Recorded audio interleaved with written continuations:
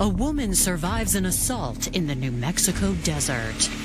What's going on over there? I ran into a girl. She's just wearing her underwear and a pair of socks. They found a male, and he was unresponsive. She had stabbed a man who was trying to rape her. The crime scene contains clues of something even more disturbing and more than one suspect. They noticed that there was a man that kept peering up over the rocks and looking down. The weapon was a so-called ceremonial dagger. It looked like it had some Egyptian markings, more of a fantasy thing. There is what appears to be almost overkill. What the hell is going on here? And when investigators uncover the truth, it leads them to a killer driven by dark obsessions. She had 2 different social media accounts. One of those referenced satanic worship. She just became all consumed and obsessed with the occult. The closer I got, the more hysterical she was panicking about something. I don't care how tough and crusty of an investigator you are. That's chilling to the bone. It's March 22nd, 2010, in the foothills outside Albuquerque, New Mexico. Spring is in the air, and hikers are enjoying one of the most popular locations in the area, the Copper Trailhead. Albuquerque is this amazing desert oasis. In this particular location, you have a lot of people that get off work, and part of their daily routine is to go and exercise, to just go to get away and find a little peace and solitude.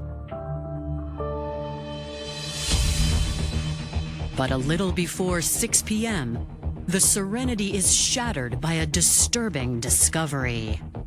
Albuquerque 911. What's the address of the emergency? It's actually up in the open space off of Copper. What's going on over there? I ran into a girl. She's just wearing her underwear and a pair of socks. She said that she had been raped. We get the call of a woman that is in the foothills that one of the witnesses came upon, and they immediately dispatch officers. Before police arrive, bystanders have retrieved the woman's clothes from the scene of the crime. Police find the woman further up the trail near an encampment. She identifies herself as 30-year-old Angela Sanford. The witnesses described that she had been wearing a bikini top, underwear, and socks, and had blood. She claimed that she had been raped and that the person was close by. Angela doesn't offer further details on the state of her attacker, but the witnesses say that the male is laying unconscious up the trail. After making sure Angela is safe, officers leave her to be treated by paramedics and begin searching the area. One of the men who was a witness pointed out to where the person who did it was at, and it was up the trail a little, a distance. Officers found a male laying kind of in the kneeling, praying position almost, with his pants a little undone, and he was unresponsive. Per protocol and for officer safety, he was handcuffed, and then they rolled him over onto his back, and that's when they saw all the stab wounds.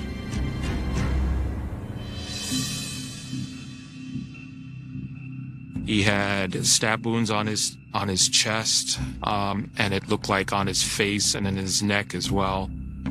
Paramedics were called out to the scene, and they were the ones that actually pronounced him as deceased. He had a wallet on him, and we identified the deceased person that we had in custody as 50-year-old Joe Leyva from Albuquerque. Detectives and the assigned prosecutor are called to the puzzling scene. As soon as I arrived, one of the detectives told me that it was their understanding that a woman had stabbed a man who was trying to rape her.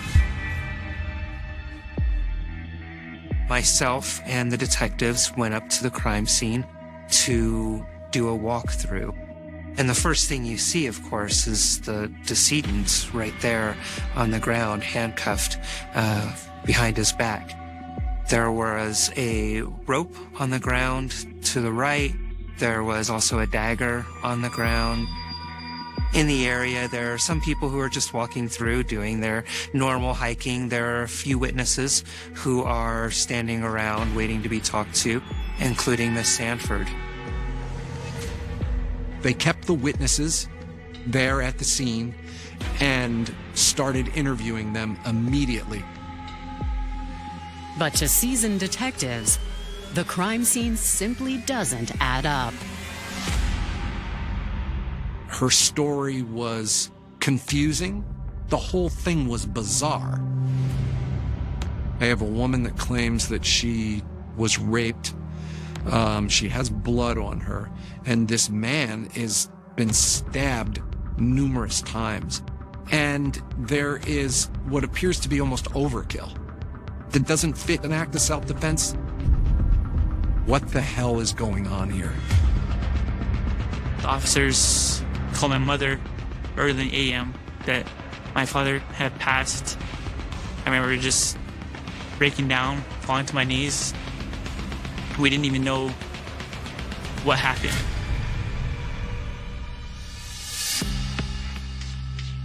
Joel Leyva was born on June 13th, 1957 in Española, New Mexico. He was one of 3 brothers raised in a religious household. Faith has always been a big part of our family.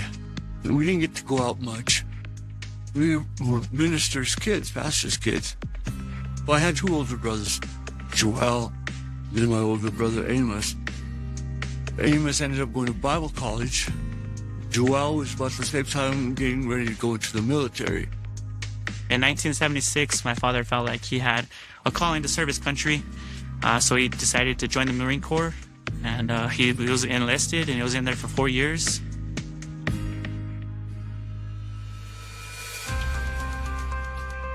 After his time in the Marines, Joel returned to New Mexico, where he fell in love with a local girl named Betty Lujan.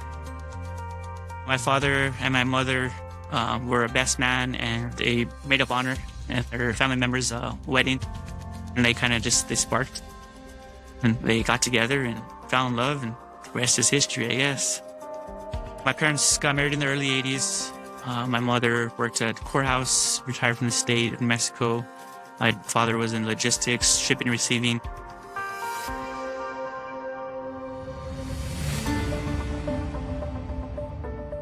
Joel and Betty had 2 children together and spent the next 3 decades enjoying family, friends, and the fruits of their labor.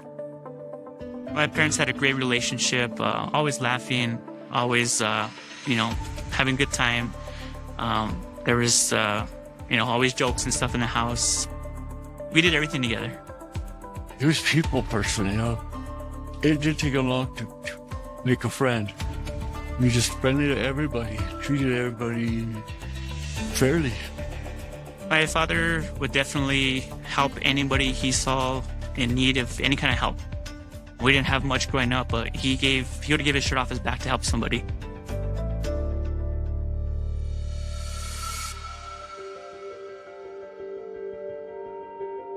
By 2010, the children had grown up and started families of their own. The last time I saw my dad, we were just hanging out and having a good time, and, just like another day for us. I remember walking out the door, and I looked back and I saw him sitting at the table. Little did I know that I was never going to see him again.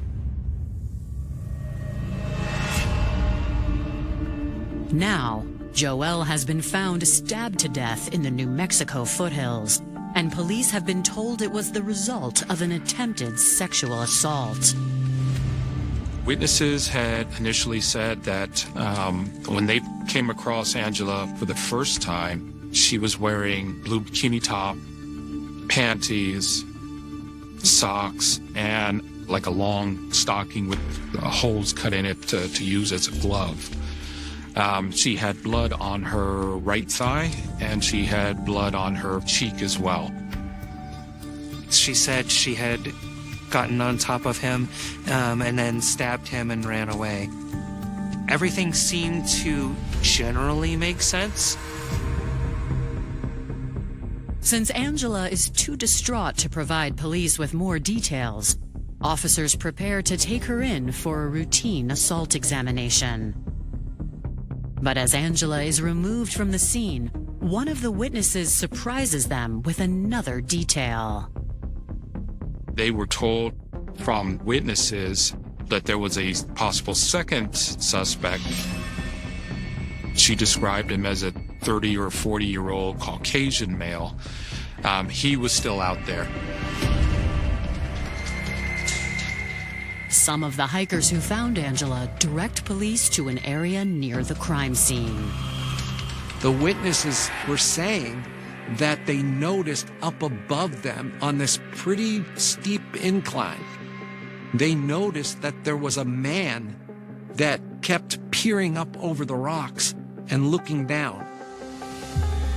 They were directed to the boulders above the scene, and that's where officers spotted the second possible suspect. One of the officers withdrew her handgun, pointed it up at the rocks, told him to come down. He complied. He came down. They handcuffed him and then dragged him out of the scene as well. The man identifies himself as John Epler and is brought in for further questioning. We did not have Joel's side of the story. At this point, we could only accept what Angela told us. But I was treating her as a potential homicide suspect. Coming up, police question a suspect. I'm thinking, okay, they're going to figure out I'm innocent. And Angela's story begins to unravel.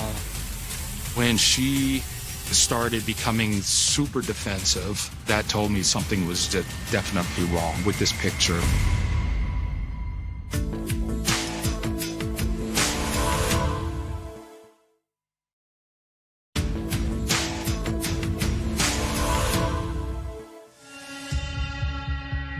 As investigators attempt to piece together an alleged attack that left one man dead, they must interrogate the other living suspect. Before questioning John Epler, detectives further examine the scene and almost immediately notice something that strikes them as odd.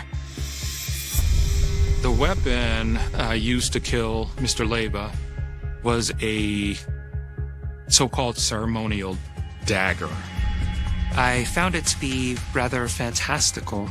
It looked like it had some Egyptian markings, more of a fantasy thing, more of the type of thing you would display. For hiking, it was a little strange, but if she's trying to defend herself, yeah, she would use any weapon that she'd find. I'm asking her, why are you bringing a dagger that you describe as a ceremonial dagger with you? It just didn't add up. The ornate dagger isn't the only strange piece of evidence they find. One of the witnesses actually took Angela back so that she could retrieve her clothes. They said when they went to the scene, Angela's clothes were neatly folded, which is kind of unusual. The fact that her clothes were nicely folded instead of just thrown off like you would think would have happened in something like a rape. That didn't make sense. While Angela is sent to be inspected by the sexual assault nurse examiners, detectives head to the police station to question their surviving suspect. Going into the interview with Mr. Epler, I needed to find if he had any involvement in this whatsoever. Mr. Epler stated that he did not know Joel, he did not know Angela, and that he didn't witness any of what was going on. Right away, I'm thinking, okay, these are smart people. They're going to know I didn't. They're going to figure this out right away. They're going to know I'm innocent, you know. They're going to figure out I'm innocent. I had a hard day at work, and I decided to relieve some stress and go up to the mountains. And I was just trying to get rid of some energy and wear myself out and be tired so I could sleep. So I wasn't there to walk on the trails. I was there to go up a really difficult ravine. And so I'm cutting across the mesa, and I notice there's a girl out there off the beaten trails. At the time, the very first thing that came to my mind was a vulnerable female shouldn't be in an isolated area. The closer I got, the more hysterical she was. You could tell she was panicking about something. Epler says he didn't want to scare the woman, so he kept hiking. I was probably up there a couple hours at least. On my way down, I get to this kind of a flat area with this big boulder in front of me. And I look over the boulder and I see a bunch of police officers walking the area. And the very first thing that goes through my mind is, you're going to go to jail. So then my mind says, well, you didn't do anything. What would you go to jail for? I didn't do anything. So I pick my head up over the edge and I look down, and there's a police officer down there, and he looks at me and he says, and he yells at me, hey, get down here. And I said, what's going on? What is going on? And he said, we're going to find out. When they ask him why he thought he was going to jail, he gives them an innocent explanation. I said, hey, I have a confession to make. I got a marijuana pipe in my pocket. So at that point, they bring in these people and they say, we're going to take a DNA sample. And I said, yes, please do. I want you to take a DNA sample. This will prove my innocence. At this point, we had no evidence to suggest that John Epler was involved in the alleged rape or raping of Angela Sanford. The impression I got is that he's more of a reluctant witness to this, so he was released without charges. Now, detectives need to speak with Angela about the misidentified alleged attacker. Somebody who's gone through something that traumatic, we don't want to not believe them, but I got a call from the detectives. They told me that they had concerns about her story. It's really common for survivors of rape, sexual assault to not remember everything at first, to misremember things, report things, several days or weeks later as they're processing the trauma that occurred. We have sexual assault nurse examiners that are trained in the forensic collection of evidence for women who are the victims of sexual violence. And Miss Sanford was taken to be examined. After she was examined, the case agent had an opportunity then to sit down with her. My initial interview with Angela, the first time I actually talked to her, was at the police station. I believe it was a little after midnight. Angela was displaying signs of being distraught, still distraught. She starts by saying this was not a random attack. She knew Joel Leyva.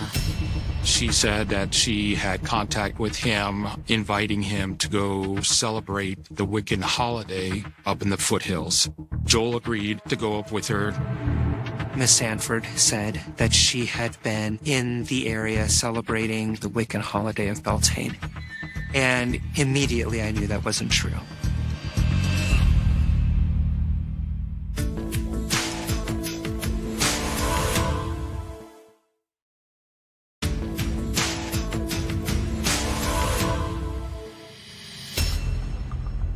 Angela Sanford has just revealed to investigators that she invited Joel Leyva to the mountains that day to celebrate a Wiccan ceremony.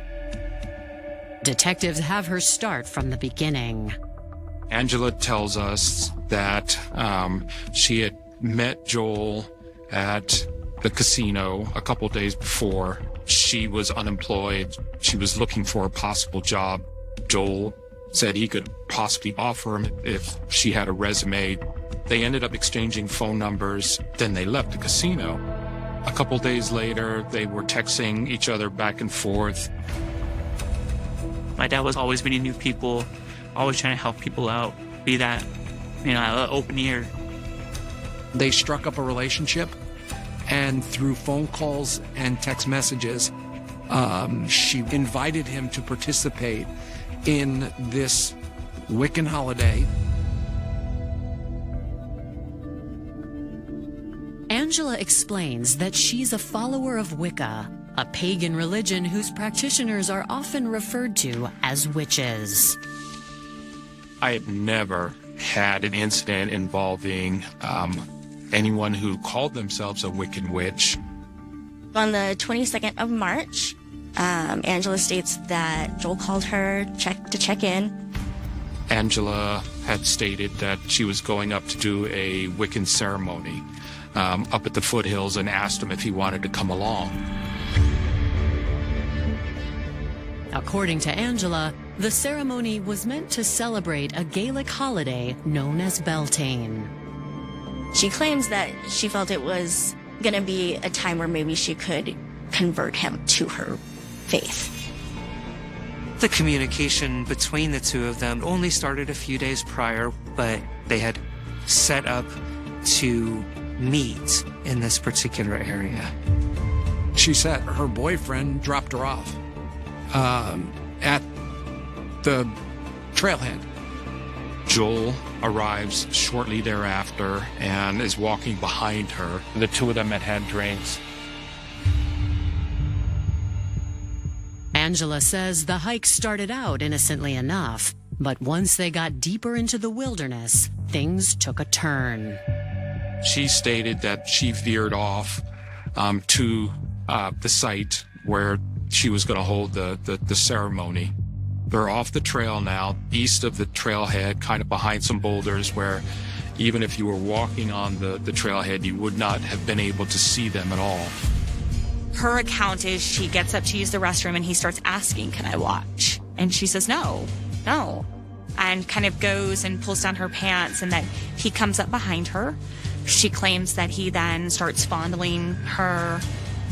She had a rope around her, a ceremonial rope around her waist that she said that he removed and tried to tie her hands with behind her back.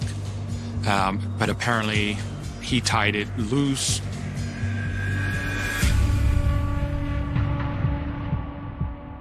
Although she'd managed to free herself from the rope, Angela didn't think she could escape without Joel hurting her. She's talking about how Joel takes this dagger that she had kind of out of her pocket. He's using it kind of against her. So in cases of sexual assault, common reactions are going to be fawning, which is, kind of trying to make nice with the assailant, sort of just trying to do whatever you can to stay alive. She said that she grabs the dagger and as an effort to get away, stabbed him about 3 or 4 times and then ran. As Angela tells this story of her harrowing escape, investigators compare it to what witnesses described at the scene. And there's one detail that just doesn't line up. She's talking about how she makes this split-second decision, and then she goes off running. Her clothes were nicely folded and set to the side. Typically, in a rape situation, there's not going to be time for somebody to nicely, neatly fold their clothes. And to seasoned detectives, the way Angela tells the story is another cause for concern. Angela was not forthcoming with a lot of details. When she started becoming super defensive and then shut down the interview herself, that told me something was just definitely wrong with this picture. Coming up, police make an unsettling discovery. She would post about vampires, dark beings. And the real reason for Angela and Joel's wilderness trip is revealed. All kinds of bells went off at that point. Why would she list them as sacrifice unless that was her actual intent?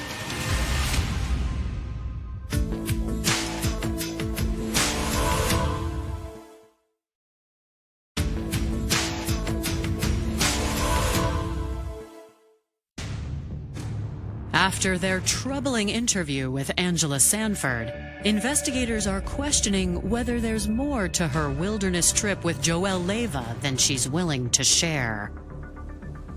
But they want to tread carefully.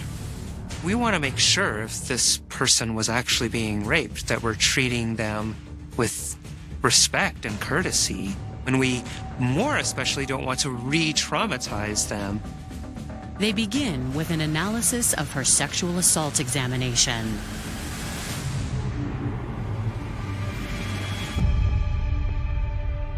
Through that examination, they did not find evidence that there was sexual intercourse, and they did not find anything that they believed would be consistent with sexual violence. No evidence of defensive marks, bruising, or scrapes of anything other than some abrasions, mild abrasions on her knees. There was nothing. No rope burns, no semen, no anything that would corroborate any belief that she had been sexually assaulted. To hear those allegations against my father that he could have committed something like that was, I didn't believe it. I was like, there's no way. That's not who he was. The fact that there was not only no evidence of an actual rape, but no real evidence of an attempted rape, that obviously is a problem for Miss Sanford's story.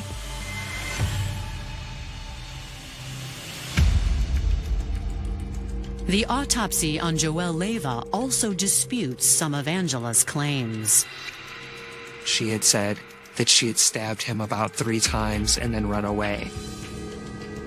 And he was stabbed well over 20 times. That many stab wounds indicated it was personal. It wasn't defensive in my experience.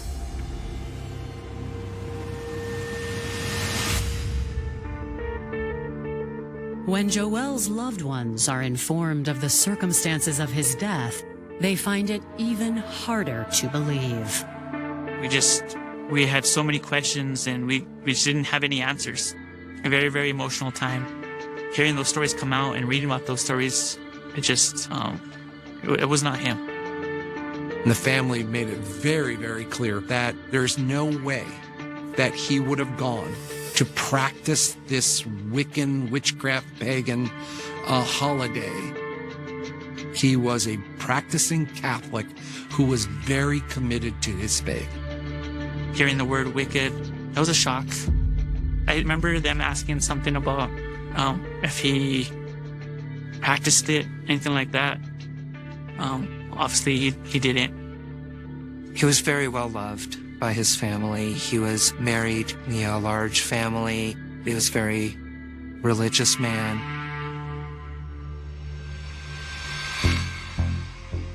The family insists Joelle would never harm another person, let alone commit sexual assault. When I first heard that she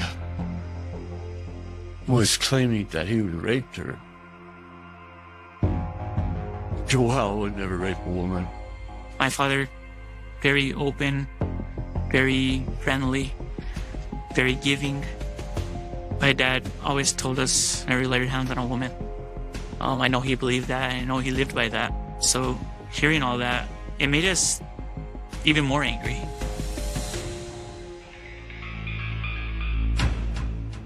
Still, investigators question why Angela would make up such an elaborate and unusual account. A background check provides some alarming answers. Angela Sanford, in 1999, had made an allegation of rape. She claimed that she went willingly with 2 guys to a motel. There they did some illegal drugs and she ended up being raped at gunpoint.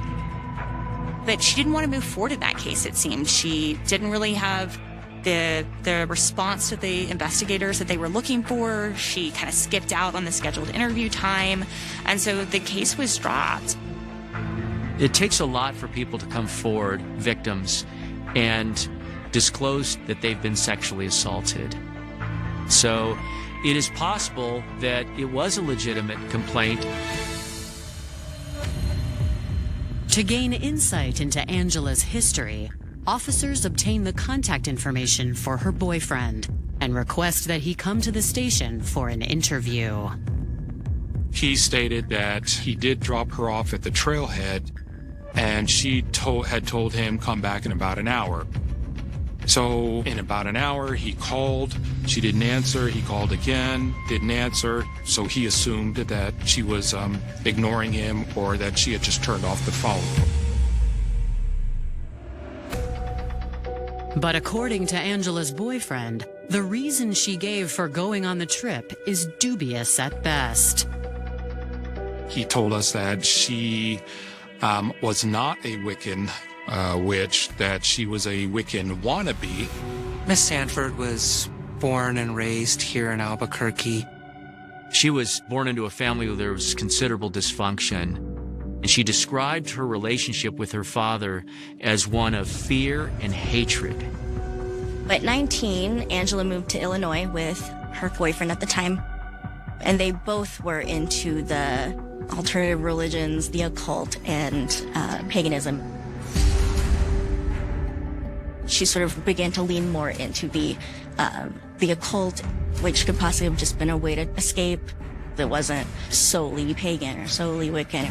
She would go into the woods alone with books, candles, other things to do, rituals that she felt were, aligned into these beliefs. She was making her own kind of conglomerate of a religion. It almost felt like you didn't want to tread too far down because you weren't really sure what you were going to find out and if you wanted to know. After that, I had my doubts about Angela's story.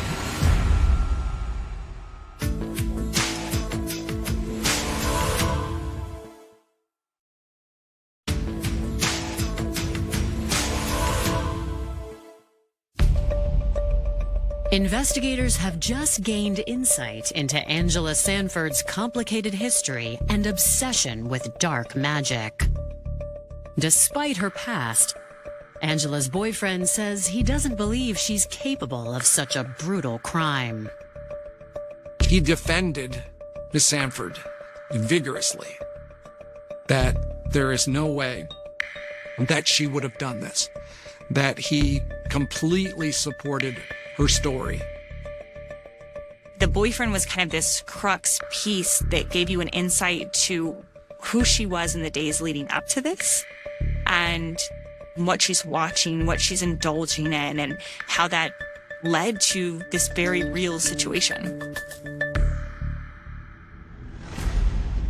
When investigators take a look at Angela Sanford's online alter ego, they find evidence of a deeply troubled woman. She had 2 different social media accounts, one of those being a MySpace account, I believe at the time. And that had a lot more of like pentagrams and things that really referenced more of a satanic lifestyle, a satanic worship. Angela was very active on her social media. She would post about vampires, dark beings.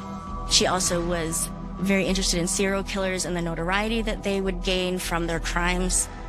Sometimes when you have somebody who really gets enthralled with serial killers, enthralled with the idea of murder, they start fantasizing about murder. Detectives are unfamiliar with any of the rituals and beliefs Angela was practicing, so they reach out to local experts. I called the local coven, and I ended up speaking to them. And they ended up telling me that Beltane usually occurs in May, not in March when this incident occurred. Detectives subpoena Angela's phone records to see for themselves what Angela and Joelle discussed. Angela says they meet at the casino, right? And kind of just spark up a conversation, agree to kind of meet again. She started to claim that he was the one who reached out. And it wasn't until the phone records came back that detectives realized, no, she called him. She told him, I want to see you, and let's get together. But it's clear the invitation had nothing to do with convincing Joelle to convert. When I finally found his contact in her phone, she didn't list him as Joel Leyva or just Joel. She listed him as Sacrifice. All kinds of bells went off at that point. She told us that she was there for a Wiccan ceremony. Why would she list him as Sacrifice? Unless that was her actual intent in meeting Joel in the first place. The revelation confirms investigators' worst suspicions. The fact that she listed him as Sacrifice, the fact that she lured him to a spot where nobody could see them, all led me to believe that she had intentionally planned this out to kill Joel as part of her so-called Wiccan celebration. Motive answers why. The only person that could answer that one is Angela herself. Okay? She's the only one that could tell us why she did what she did. On March 24th, 2 days after Joel's death, Angela is arrested. It was disturbing and made me, frankly, feel better as we were about to go to a grand jury to say, this is a predetermined first-degree murder, and that she needed to be charged for it. Despite the evidence against Angela, prosecutors still fear a jury might sympathize with her. This is a woman that has had a history of relationships with abusive men. If she was able to convince one or more jurors that what she had initially said was true, then she could have certainly hung a jury, and then the murderer potentially goes free.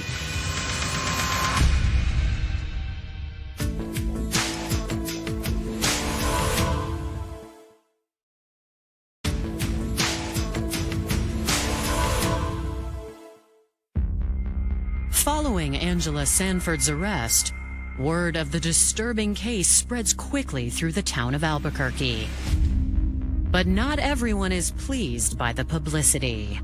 There was a lot of concern from people in the Wiccan community that we were trying to paint the Wiccan community as somebody who would be into committing murder as a part of a ceremony and things like that.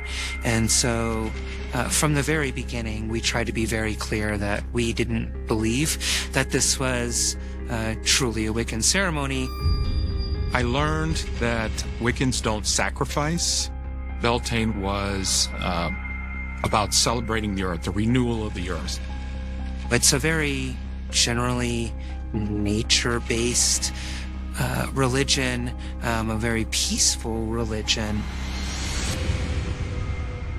Prosecutors believe Angela's twisted interpretation of the rituals were a pretense for murder. What would drive this woman to take this victim, this man that she met at a casino, and lure him basically to the mountains and murder him in cold blood? Clearly, in my mind, she targeted him. And this identity was her compensatory mechanism of having power as a solution for her early life where she felt she didn't have any. Jonathan told us, he wanted to do the plea deal because you never know what could happen in a trial. Ultimately, we agreed to it. We decided to offer a second-degree murder that was aggravated. We wanted the guarantee of a conviction. Angela accepts the plea deal, and in December 2011, she appears in court for sentencing. There was a bunch of us in the family that showed up in court, and that's when we all saw her for the first time. I know she looked at me because I looked a little bit like Joelle. So our eyes caught. She looked at me for a second, we just stared at each other, and I just stared at her like, took my brother, really? Angela's lawyers ask for a reduced sentence, arguing that her perception of reality is impaired. It didn't ever feel like she really was attuned to what was kind of happening around her. You almost got the sense from her that it's like she didn't understand where her fantasy ended and where reality began.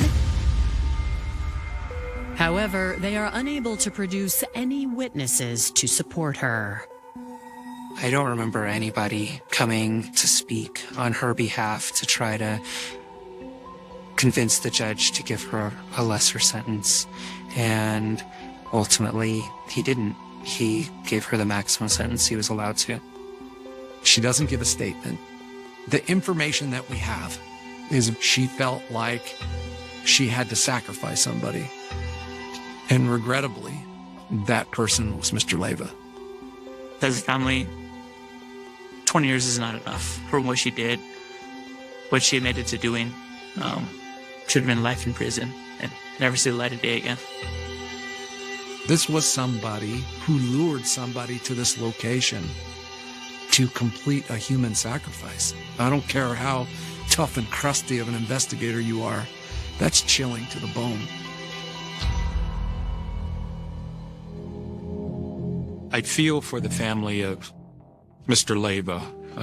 They lost a good man. Yeah, I miss you, Al. I miss you, bro. I love you. I'll never forget you. All that's memories that I've cherished and keep forever. There's probably not a day that goes by I don't think of him. There's not a day that goes by I don't think about my dad. Riding in my truck to work, a song comes on the radio, and I know my dad loves this song, and I just feel... The phone rang at 2:13 a.m. Not loud, not urgent, just enough to wake something that shouldn't have been awake. A dispatcher reached for the receiver, still half inside a dream. Static, then breathing, slow, controlled, too calm for that hour, too deliberate. No name. No panique. No hesitation. She never left that house. The line went dead. No number. No trace. Just a sentence that didn't belong anywhere except in a file that had already been closed, sealed, and forgotten. New York, 2001.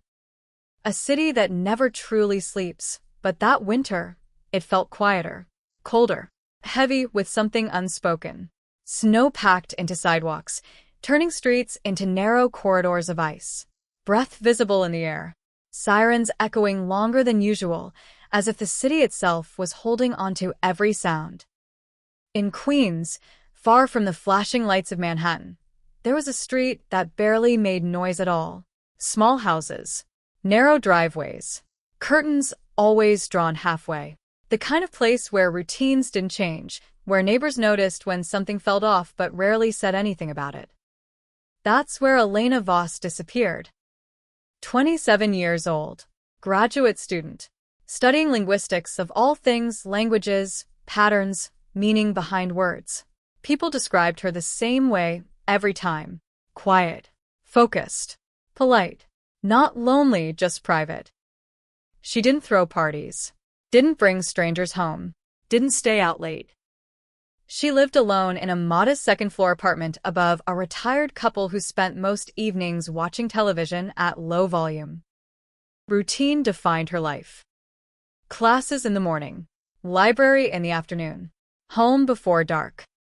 Until the night everything stopped making sense. January 14th. The last confirmed sighting was at 8:32 p.m. A cashier at a corner store remembered her clearly. She bought tea, chamomile, paid in cash. No small talk, no signs of distress. Normal. Always normal. At 9:10 p.m., a neighbor heard footsteps upstairs. Soft, measured, moving from the hallway to the kitchen. A chair scraped lightly against the floor. Then silence. At 10:47 p.m., the television turned on. That was the last sound anyone could confirm. By morning, she was gone. The call came in at 6:42 a.m. A neighbor, Mr. Levinson, noticed something strange while collecting his newspaper. Elena's door wasn't fully closed, just slightly open. A thin, unnatural gap that didn't belong in a building where everyone locked everything twice. He knocked. No answer. He pushed the door and immediately stepped back. Not because of what he saw, but because of what he didn't. Police arrived within minutes. Routine check. Possible missing person. No urgency yet. No reason for it. 2 officers stepped inside. The air felt wrong. Warm but stale, like a room that had been sealed too tightly. Nothing appeared disturbed. The couch was untouched. Books stacked neatly. A mug sat on the kitchen counter, steam long gone but still leaving a faint ring of moisture beneath it. Keys lay beside it. Wallet on the table. Phone plugged into the wall, screen dark. Everything that defined a person's movement still in place. Except the person.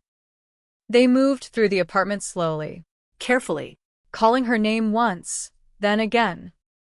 No response. The bedroom door creaked open. Bed made. Sheets tight. No signs of sleep. Closet closed. Desk organized. Window open. Not wide. Not broken. Just unlocked, lifted slightly, letting in a thin blade of winter air that cut through the stillness. It was below freezing outside. No one opened windows in that weather. Not unless they had to. The officers exchanged a look. Something wasn't right. The door had been locked from the inside when the neighbor first tried it. He was certain of that. He had felt resistance, heard the click when it finally gave. But now there was no sign of forced entry. No broken lock. No splintered frame. Just a room that looked untouched and a woman who had vanished from it. Detectives were called in by mid-morning. They approached it differently. Slower. Sharper. Looking not for what was obvious, but for what shouldn't exist. Fingerprints were everywhere, but all of them belonged to Elena. No unknown prints. No smudges se jesting stragel. No blood. No signs of violence. No signs of exit. Except that window. Forensics dusted the frame, examined the latch, checked the sill. At first glance, nothing. Then one technician paused. There's something here. A faint smear, barely visible unless the light hit it just right. Not thick, not liquid, more like a residue dragged across the surface in a single motion. It didn't match anything obvious. Not dirt, not grease, not blood. It was collected, bagged, Tagged. and then, like so many things in this case, it disappeared into the system. The investigation expanded outward. Neighbors were questioned, again and again. Same answers. Same uncertainty. I didn't hear anything. I didn't see anyone. Everything seemed normal. Normal. That word kept showing up. But normal didn't explain a locked room. Normal didn't explain a missing person with no exit. And normal definitely didn't explain the details people started remembering days later. Mrs. Calderon from across the street mentioned a shadow. She hadn't thought much of it at the time. Just movement behind a curtain. Something shifting near Elena's window around 1:30 a.m. But the way she described it didn't sit right. It didn't come from outside, she said quietly. It was already there. Already inside. Another neighbor mentioned a car parked too long at the corner. Engine running. Lights off. He assumed it was someone waiting. Or lost. He couldn't describe the driver. He wasn't even sure he saw one. Then there were the footsteps. Late. Slow. Measured. Not the quick pacing of someone in a hurry. Not the uneven rhythm of someone nervous. Deliberate. As if whoever was walking knew exactly where they were going. Detectives followed every lead. Checked traffic cameras. Sparse footage. Grainy images. Nothing conclusive. Pulled phone records. No unusual calls. No messages. No digital trace suggesting she planned to leave. They even examined her academic work, her research, her notes. Nothing alarming. No threats. No obsession. No hidden life waiting to be uncovered. Elena Voss was exactly who she appeared to be, which made her disappearance impossible. Weeks passed. Search teams combed nearby areas. Parks. Alleys. Abandoned buildings. Nothing. Hospitals reported no unidentified patients matching her description. Morgues reported no bodies. It was as if she had been erased. The media picked it up briefly. Missing woman in Queens. Police seek information. Family pleads for answers. Then something louder happened somewhere else. And the story faded. But inside the Voss family, it never did. Her mother held on to routine like it was oxygen, kept Elena's room untouched, dusting surfaces no one used, folding clothes that would never be worn again. Her father withdrew. Fewer words, less eye contact, as if speaking about it would make it real in a way he couldn't survive. But there was something else. Something subtle. Something investigators noticed, but couldn't quite define at the time. Attention. Not grief. Not exactly. Something closer to restraint. As if there were things the family knew but weren't saying. The case slowed. Leads dried up. Paperwork grew thicker. Answers did not. Eventually, the file was stamped. Cold case. No suspects. No motive. No explanation. Just a locked room and an absence. Years passed. The city changed. Buildings rose. People moved on. New cases replaced old ones. But files don't disappear. They wait. And sometimes they get reopened. Because of a call. A single sentence. She never left that house. When detectives pulled the file again, decades later, they weren't looking for what had been missed. They were looking for what had been ignored. And buried deep inside the original reports between routine statements and overlooked notes was something that hadn't made sense then. And made even less sense now. A detail about the family. A detail about the house. A detail that didn't point outward towards strangers or shadows or passing cars. But inward. Towards something much closer. Something that had been there from the beginning. Waiting. Silent. Unnoticed. Until someone finally said it out loud. The file didn't look important. Faded manila. Corners bent. Edges softened by time and neglect. A thin red stamp pressed across the front like a quiet verdict. Cold case. It had been sitting in storage for years, buried beneath louder stories. Murders with bodies. Crimes with headlines. Cases that screamed for attention. This one never screamed. It whispered. And now someone had finally decided to listen. Detective Aaron Hale wasn't looking for it. He had been assigned something else entirely, an unrelated audit, a backlog review of unresolved files tied to early 2000s missing persons. Routine work, paperwork, Dust. But then he saw the note. Clipped to the inside cover. Yellowed. Almost brittle. Handwritten. She never left that house. No date. No signature. Just ink pressed harder than necessary, as if whoever wrote it needed to make sure it stayed. Hale Fronet. He flipped the page. Elena Voss. The name meant nothing to him. Not yet. But the details, they didn't sit right. Locked door. Open window. No signs of exit. He had seen cases like this before. People vanished all the time. Most had explanations. Some took years. A few never made sense. But this one had something else. A stillness. As if the truth hadn't been hidden. Just overlooked. He read everything. Every report. Every interview. Every note that had been written, then ignored. Hours passed. The room grew darker. And the deeper he went, the clearer one thing became. The investigation had focused outward. Neighbors, strangers, passing cars. But barely inward. Barely at the people who knew her best. Her family. Hale leaned back. That was the first mistake. He reopened the interviews. Listened to old recordings transferred from tape. Static crackling between voices that sounded younger, sharper, closer to the moment everything fell apart. Elena's mother spoke first. Her voice trembled, but her words were precise. Too precise.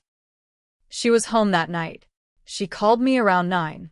Said she was studying. Said she'd go to sleep early.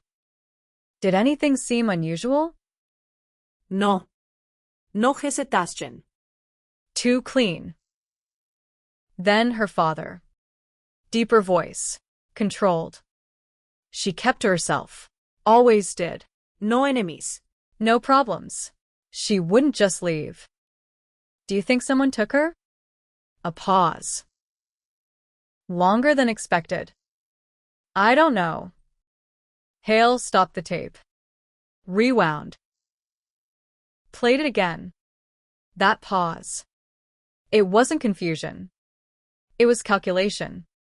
As if the question itself had landed somewhere uncomfortable. He made a note. Then kept digging. There were follow-up interviews weeks later. The tone had changed. Less grief. More distance. Answers shorter. Sharper. Less detail.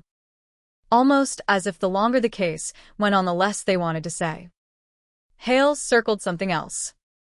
A timeline discrepancy. It was small. Barely noticeable. But it shouldn't have existed. Elena's mother claimed she spoke to her at 9 p.m. Phone records confirmed a call. Duration, 2 minutes and 12 seconds. But the neighbor downstairs reported hearing movement at 9:10. Footsteps. A chair scraping. If Elena was on the phone at 9 o'clock and alone, that made sense. But if she wasn't alone, it changed everything. Hale leaned forward. He flipped to another report. A detail buried deep. Ignored at the time. A second cup. In the kitchen. Not mentioned in the initial summary. Just a passing note from an officer who didn't think it mattered. 2 mugs present. 1 used. 1 clean. At first glance, nothing. But combined with everything else, it wasn't nothing. It was a possibility. He wrote it down. Then underlined it. Someone else might have been there. Not forced entry. Not a break-in. Invited. Or expected. Hale checket vistor logs. Phone records. Emails. Nothing. No scheduled meeting. No message arranging a visit. No sign she was planning to see anyone. But people don't always leave records.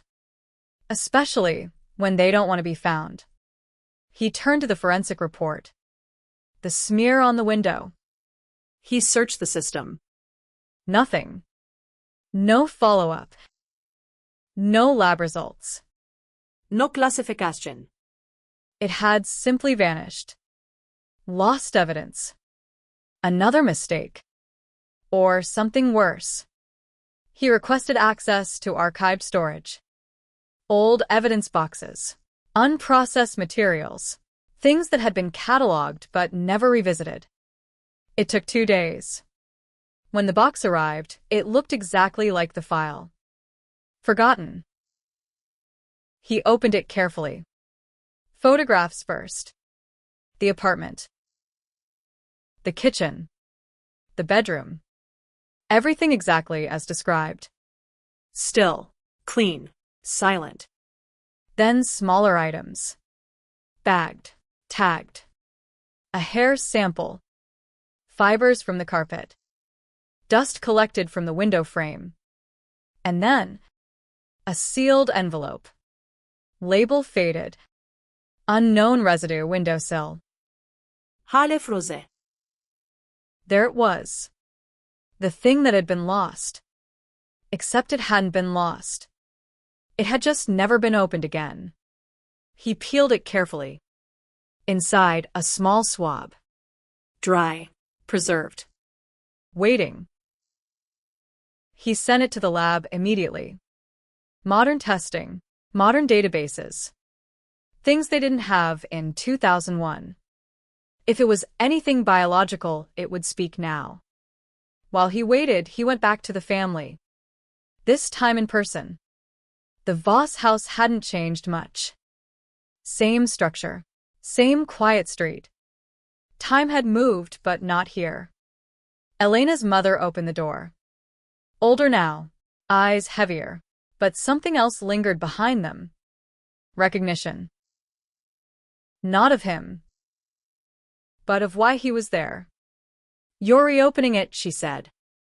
Not a question. Hale noted. We're taking another look. She stepped aside. Inside, the air felt like the apartment. Still. Preserved. Controlled. They sat in the living room. Photographs lined the walls. Elena at different ages.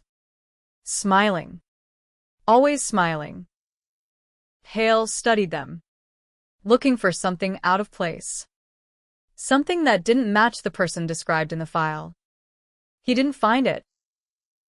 Not yet. I need to ask you some questions, he said. She nodded. I already answered everything. Humor me. A pause. Then. Fine. He started simple. Routine. Let her settle into it. Then. The night she disappeared. You said you spoke to her at 9. Yes. What did you talk about? Nothing important. School. Weather. Normal things. Did she mention anyone coming over? No. Immediate. Too immediate. Hale didn't react. Did she sound alone? A flicker. Barely visible. Yes. Are you sure? Another pause. Shorter this time. Yes. Hale leaned forward. There were 2 mugs in the kitchen. Silence. The room tightened. Her fingers pressed together. That doesn't mean anything, she said. No, Ale replied quietly. But it might. She didn't answer. Instead. He wouldn't do that. Hale blinked. He hadn't mentioned anyone. Who wouldn't, he asked. Too late. The words had already escaped. She closed her eyes. Shook her head. I didn't mean. Who? Hale repeated. Footsteps. From the hallway. Her husband. Elena's father. Standing still. Listening. Watching. The silence stretched. Then he spoke. You need to leave. Not angry. Not loud. Controlled. Hale stood slowly. This isn't over, he said. The father didn't respond. Just stared. As if something had already been decided long before Hale walked through that door. Outside, the cold hit harder. Sharper. Cleaner. Hale halet. And for the first time, the case shifted. Not outward. Not toward strangers. But inward. Toward the house. Toward the family. Toward something that had been there from the beginning. Hidden. Protected. And now, starting to crack. 2 days later, the lab called. The residue had spoken. And what it said didn't just reopen the case. It changed it. Completely. The call came in just after 7:18 p.m. No build-up. No warning. Just a voice on the other end, steady, clinical. We got a match. Detective Aaron Hale didn't speak right away. He was standing by the window of his office, watching the city fold into night. Lights blinking on. Traffic thickening. Life continuing, unaware that something buried for 23 years had just surfaced. What kind of match? He asked. A pause. Then. Partial. Degraded sample, but strong enough. It's biological. Hale's grip tightened slightly on the phone. Whose? Another pause. Longer this time. As far as the system shows, it's a familial link. The word landed heavy. Familial. Not a stranger. Not an unknown intruder. Not a random trace left behind by chance. Family. Hale turned away from the window. Be specific. It's consistent with a first-degree relative. We ran it against available records, and it aligns with her father. Silence. Not the empty kind. The kind that changes everything. Hale closed his eyes for a second. The smear on the window. The only anomaly in a room that made no sense. And it belonged not to someone breaking in, but to someone who already belonged there. Are you sure? He asked. Yes. No hesitation this time. No uncertainty. Just confirmation. Hale hung up slowly. The pieces didn't just shift. They snapped. Every inconsistency, every pause, every word left unsaid in those old interviews. It wasn't a random disappearance. It wasn't an intruder slipping through shadows. It was something contained. Something controlled. Something that had never actually left the house. She never left that house. The sentence echoed again. But now. It wasn't a mystery. It was a statement. Hale moved fast. Warrants. Authorization. Reopening jurisdictional limits that had long expired. It took hours that felt like minutes, conversations that sounded more like arguments. A case this old needed more than suspicion. It needed something undeniable. Now he had it. By midnight, a team was assembled. Quiet, controlled. No media. No noise. Just movement. The Voss house stood exactly as it had before.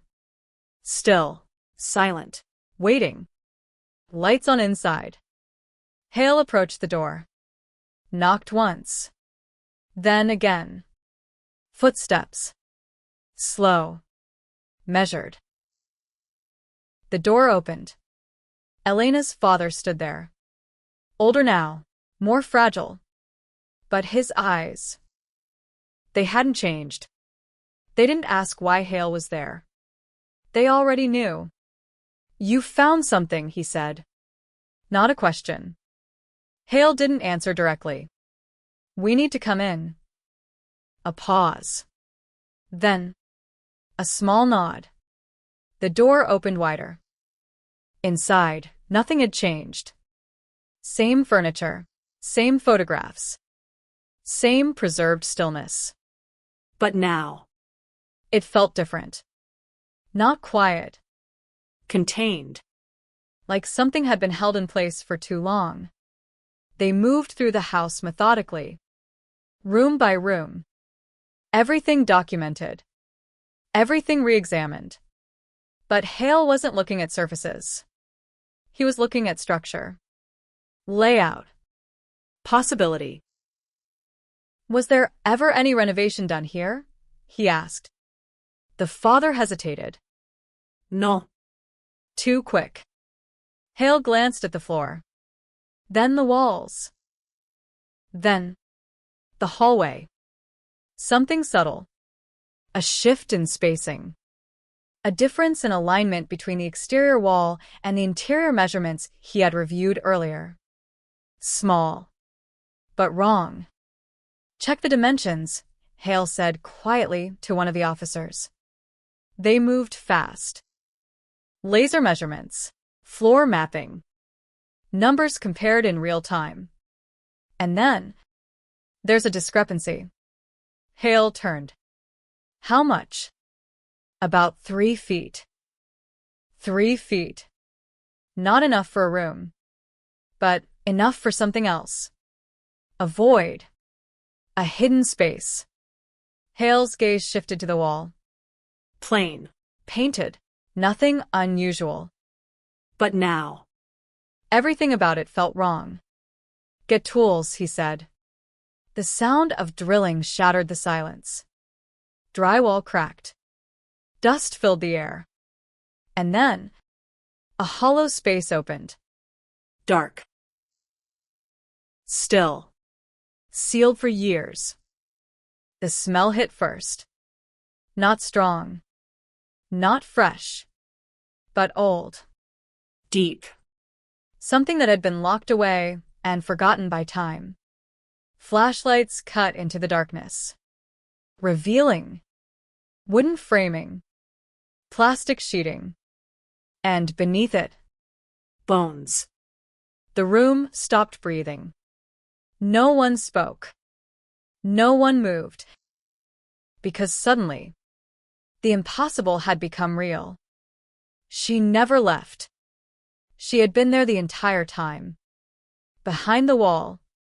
Hidden in the space no one thought to look. Hale step put closer. Careful. Controlled. The remains were partial. Decomposed beyond recognition. But position mattered. She hadn't been placed gently. She had been forced into that space. Compressed. Concealed. Erased. Except, not completely. Because something had gone wrong. Something small.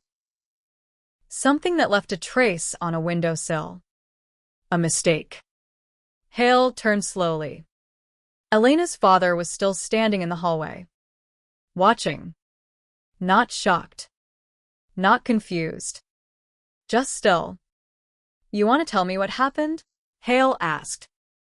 Silence. Then. She wasn't supposed to die. The words came out flat. Like something rehearsed.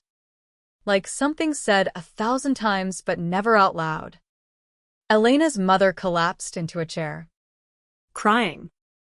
Not loudly. Not dramatically. Just quietly breaking. Hale didn't look at her. His eyes stayed on the father.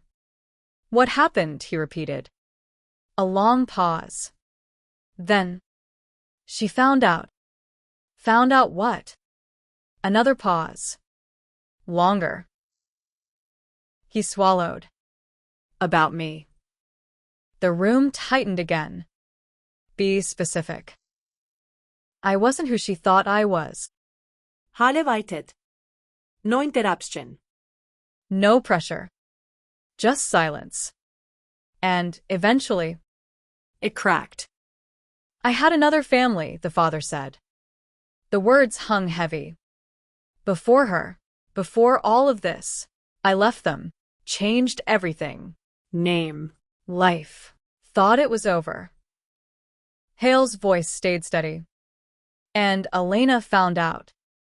A nod. She was studying records, old documents, languages, patterns. She saw something she shouldn't have seen, names that didn't match, dates that overlapped. He exhaled slowly. She asked questions. Hale didn't move. And you answered them. Another nod. At first. A pause. Then. She wouldn't stop. The room felt smaller now. Tighter. Like the walls themselves were listening. She said she was going to expose it. Tell her mother. Report it. She didn't understand. Understand what? That it was over, he snapped suddenly. The first crack in his control. It was buried. It didn't matter anymore. But it mattered to her, Hale said quietly. Silence. Then, yes. The word came out softer. Broken. Hale took a step closer. What happened that night? The father closed his eyes, as if replaying it. Every second. Every mistake. She came over, he said. Another piece falling into place. The second mug. She wasn't supposed to stay long. Just talk. Calm down. But she kept pushing. Kept saying she'd go to the police. His hands tightened. And then, I grabbed her. No hesitación. No denial. Just truth. Just to stop her. Just to make her listen. Hale didn't interrupt. She fought back. A breath. Sharp. Uneven. She hit her head. Silence. Heavy. Permanent. And then she stopped moving. No one in the room spoke. Because there was nothing left to say. The father opened his eyes. Empty now. I didn't mean to kill her. Hale studied him. Measured the words. The pauses. The truth buried inside them. Then why hide her? Another pause. Then, because I already had something to hide. The sentence settled like dust. Quiet. Unavoidable. She never left that house. Now. It wasn't a mystery. It was a confession. And the wall that had kept the truth buried for decades was finally gone. The house didn't sound the same anymore. Not after the wall came down. Not after the air changed. For years, it had been quiet in a way that felt controlled, managed, preserved. Every object in its place, every memory frozen, untouched. A shrine to absence. A performance of grief. Now it was something else. Exposed. Breathing. Uneasy. The plastic sheeting had been pulled back. The space behind the wall fully opened, its dimensions mapped, photographed, documented from every angle. Evidence markers dotted the floor like silent witnesses, each one capturing a piece of a story that had been forced into darkness and sealed away. The remains had been carefully removed, placed into sterile containers, labeled with precision that contrasted sharply against the brutality of what had happened. There was no dignity in the way she had been hidden. No ritual. No care. Just urgency. Just fear. Just the need to erase. But nothing truly disappears. Not completely. Even buried in drywall and silence, time had preserved what mattered. And now it was all coming back. Detective Hale stood near the edge of the opening, watching the forensic team work in low voices. Their movements were practiced, efficient, almost mechanical, but even they couldn't fully mask the weight in the room. Because this wasn't just a recovery. It was a revelation. And it had been sitting there for 23 years. Behind a wall. Inside a home that never stopped pretending everything was normal. Hale turned his head slowly. Elena's father was seated now. Not restrained. Not resisting. Just sitting. Hands resting on his knees. Shoulders slightly hunched forward. Waiting. Not for escape. For conclusion. There was something about the way he held himself that didn't match panic. Didn't match guilt in the traditional sense. It was closer to surrender. Like the outcome had been inevitable from the moment the first crack appeared. "You're going to walk me through it again," Hale said, voice low but firm. The man didn't look up. "I already told you. You told me pieces." A pause. Then, "I want all of it." Silence stretched across the room. broken only by the faint rustle of evidence bags and the soft click of camera shutters capturing the aftermath. Finally, the father exhaled. Long. Slow. Measured. She came here around 9, he began. Earlier than I expected. Halilistenet. No interruptions. She said she didn't want to talk on the phone anymore. Said it wasn't safe. That someone could be listening. A flicker of something crossed Hale's face. Paranoia? Or intuition? She was upset, the father continued. More than I'd ever seen. She had documents with her. Copies. Notes. Highlighted sections. Where are they now? Gone. How? I burned them. No hesitation. No attempt to soften it. Hale nodded slightly. Keep going. The man's eyes drifted toward the hallway. Toward the space where the wall had once been whole. She kept asking why I lied. Why I built everything on something fake. She didn't understand it wasn't fake to me. Explain. I left that life behind. Completely. Different name. Different city. Different everything. I wasn't running anymore. I was starting over. Hale's tone sharpened slightly. You don't just start over from another family. A pause. I know that now. The answer came quietly. Too quietly. And she found out how. She was researching migration records, identity patterns, name changes across languages. It was part of her thesis. She found inconsistencies, cross-referenced them, followed them. A bitter exhale. She was too good. Hale said nothing. Because sometimes silence made people say more. She connected me, the father continued. Old records. Old names. A marriage that never legally ended. Children that were never supposed to be connected to this life. Where are they now? I don't know. Or you won't say? The man looked up. For the first time since the questioning resumed. I don't know. Hale held his gaze. Measured it. Then moved on. She threatened to go to the police. A nod. Yes. And you panicked. Another nod. Yes. But panic doesn't build walls, Hale said quietly. The words hung in the air. Because that was the part that didn't fit. Not completely. Not cleanly. The father's jaw tightened. I didn't plan it. No, alle replied. But you finished it. Silence. Thicker now. More resistant. After she hit her head, Hale continued. You had time. Time to call for help. Time to explain. Time to make a different choice. The man didn't respond. You didn't. Still nothing. Why? A long pause. Then, because if she was right, everything collapsed. Hale leaned slightly forward. And that mattered more than her life? The father's voice dropped. I didn't think she was dead. A beat. I thought she was unconscious. Hale watched him carefully. Every shift in expression. Every micro-movement. You checked. A delay. Then. No. There it was.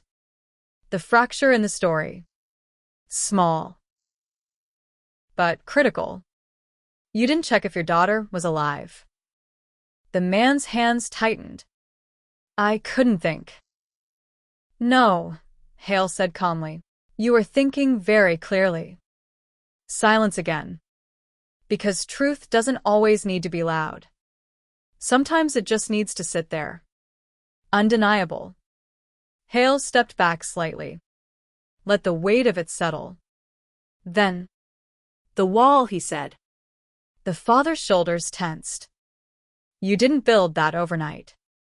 No. How long? 2 days. 2 days, Hale repeated. 2 days with her body inside the house. A nod. Yes. Your wife didn't notice? A hesitation. She was away. When? The weekend. Hale's eyes narrowed slightly. You're telling me you constructed a hidden space inside your home, concealed a body, and no one noticed anything? Another pause. Then, I was careful. The words felt thin. Insufficient. Like a surface explanation covering something deeper. Because careful didn't explain everything. It didn't explain the timing. It didn't explain the missing evidence. And it definitely didn't explain the call. Hale shifted his focus. The phone call, he said. The father blinked. What? 2 nights ago, someone called it in, said she never left this house. Silence. Real silence. Not controlled. Not measured. Confusion. Genuine. I didn't call anyone, he said. Hale studied him. Long. Carefully. Looking for cracks. For deception. For anything that didn't align. But this time, the reaction felt different. Unscripted. Unprepared. You're sure? Hale asked. Yes. No hesitación. No delay. Just certainty. Which meant someone else knew. And that shifted everything again. Because this case was supposed to end here.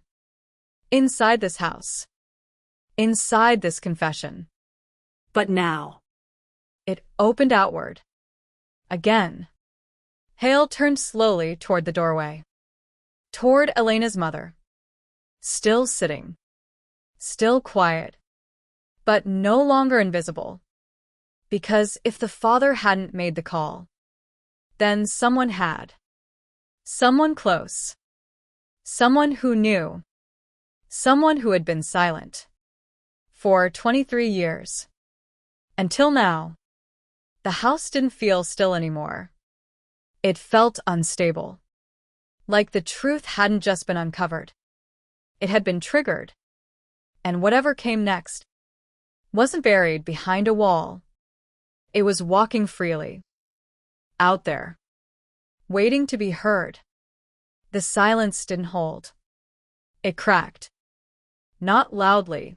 Not all at once. Just a shift. Subtle. Like something long buried finally deciding it couldn't stay that way any longer. Detective Hale didn't rush. He didn't need to. Because now the center of the case wasn't behind the wall anymore.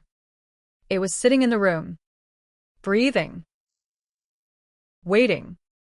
Elena's mother hadn't moved. Not since the moment the remains were discovered.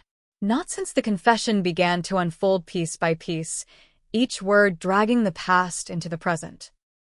She sat with her hands folded in her lap, fingers pressed so tightly together they had gone pale. Her eyes weren't on Hale. They weren't on the officers. They weren't even on her husband. They were fixed somewhere else. Somewhere far away. Or maybe somewhere very specific. You heard him, Hale said quietly. No response. You heard everything. A blink. Slow. Measured. Yes. Her voice barely rose above the air. Hale stepped closer. You want to tell me about the call? That got her attention. Not dramatically, not with shock, but with recognition. Like a door inside her mind had just been opened. I didn't call you, she said. Flat. Immediate. Too immediate. Hale didn't react. Just watched. Waited. Because people rarely lie the first time. They react. And reactions tell more than words. You knew, Hale said. Not a question. A statement. She shook her head. No. But the word didn't land. It slipped. Unsteady. You knew she never left, he continued. Another shake. Slightly stronger. I didn't know anything. Hale took one more step. Close enough now to see the tension in her jaw, the slight tremor in her hands, the way her breathing had changed, shorter, tighter. You kept her room exactly the same, he said. Silence. You never let anything change. A pause. I was grieving. Or preserving, Hale replied. Her eyes flickered. Just for a second. But it was enough. People grieve differently, she said. Yes, Hale agreed. But most people don't grieve with certainty. That hit. Not visibly. Not in a way anyone else would notice. But Hale did. Because he wasn't listening to what she said. He was listening to what she didn't. You never moved on, he continued. Never accepted she might be gone. She was gone. The mother snapped suddenly. The first crack. Sharp. Unexpected. The room shifted. Then why keep everything frozen? Hale asked quietly. No answer. Because there wasn't one that fit. Not anymore. Hale let the silence stretch. Let it press. Let it do the work for him. You knew, he said again. This time softer. More direct. More dangerous. Her lips parted slightly. Closed again. And then, I heard something. The words came out like they didn't belong to her. Like they had been waiting too long. Hale didn't interrupt. Didn't even move. Tell me. She swallowed. Her eyes dropped to the floor. It was late, she said. That night. Her voice was different now. Less controlled. More exposed. I wasn't asleep yet. I remember that clearly. I couldn't sleep. Something felt off. Hale leaned in slightly. Off how? I don't know, she said quickly. Just wrong. The house didn't feel right. A breath. I heard voices. The room tightened again. Voices. Hale repeated. A nod. Yes. Whose? Another pause. Longer this time. My husband's and hers. The words settled heavily. You didn't go check? I did. That changed things. Immediately. What did you see? Her hands tightened again. Harder now. I went to the hallway. I didn't go all the way in. I just listened. Why? I didn't want to interrupt. The answer sounded thin. Even to her. You heard them arguing, Hale said. Yes. About what? She was angry, accusing him, saying he lied, saying she knew everything. Hale glanced briefly at the father. He didn't move. Didn't react. Just sat there. Still. I didn't understand what they were talking about, the mother continued. Not then. But you stayed. A nod. Yes. And then, her breathing shifted again. Faster now. I heard something fall. A beat. A loud sound. Did you go in? She hesitated. Too long. Yes. The lie was obvious. Hale didn't call it out. Not yet. What did you see? He asked again. Her eyes closed. Tight. As if shutting out the memory might erase it. He was standing there, she said. And she was on the floor. Silence. She wasn't moving. Another silence. He said she slipped. Hale tilted his head slightly. And you believed him? No answer. Because belief wasn't the point. Not anymore. What did you do next? Hale presset. I panicked? How? I didn't know what to do. I asked if she was okay. He said yes. That she just needed rest. You checked. Another hesitation. I trusted him. Hale's voice dropped. No, you didn't. The words cut clean. Precise. Because the truth was already in the room. Waiting. You saw something, he continued. Something that didn't match what he said. Her eyes opened. And this time, they were different. Not distant. Not controlled. Afraid. I saw blood, she whispered. There it was. The missing piece. The thing she had buried inside herself for 23 years. You knew, Hale said. Not loud. Not aggressive. Just undeniable. I didn't know what it meant, she said quickly. I didn't know if she was. You knew it wasn't an accident. Silence. And then, yes. Barely audible. But enough. The truth didn't need volume. It just needed to exist. Hale stepped back slightly. Let the weight settle across the room. You didn't call for help, he said. No. You didn't report it. No. You stayed. A long pause. Then, yes. The confession didn't explode. It didn't break the room apart. It just settled. Quiet. Heavy. Permanent. Because now it wasn't just one person. It was two. Two people who had watched something happen. And chose silence. What happened after? Hale asked. Her voice shook now. Not controlled anymore. He told me he would handle it, she said. That it would destroy everything if anyone found out. And you agreed. Another pause. Longer. Yes.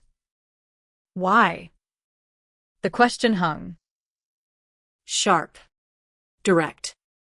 And for the first time, she didn't answer immediately. Because there wasn't a simple answer. Not one that made sense. Not one that justified anything. Finally, I was afraid, she said. Hale jag çet her kara fulle. Of what? Her eyes shifted.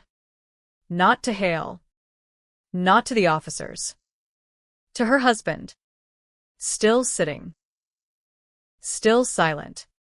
Still at the center of everything. Of losing everything, she whispered. And there it was. Not just fear. Not just shock. Self-preservation. The same thing that had driven him. The same thing that had kept the truth buried. For decades. You helped him, Hale said. Not a question. A conclusion. She didn't argue. Didn't deny it. Didn't even try. Yes. The word landed harder than anything else she had said. Because it wasn't forced. It wasn't extracted. It was given. Freely. You helped him hide her, Hale continued. Another nod. Yes. The room felt different now. Not just exposed. Not just unstable. Resolved. The truth wasn't scattered anymore. It wasn't hiding in walls or files or missing evidence. It was here. Spoken. Real. But one question still remained. Hale turned slightly. Let the silence stretch one last time. Then, if you both stayed silent for 23 years, who made the call? The room froze.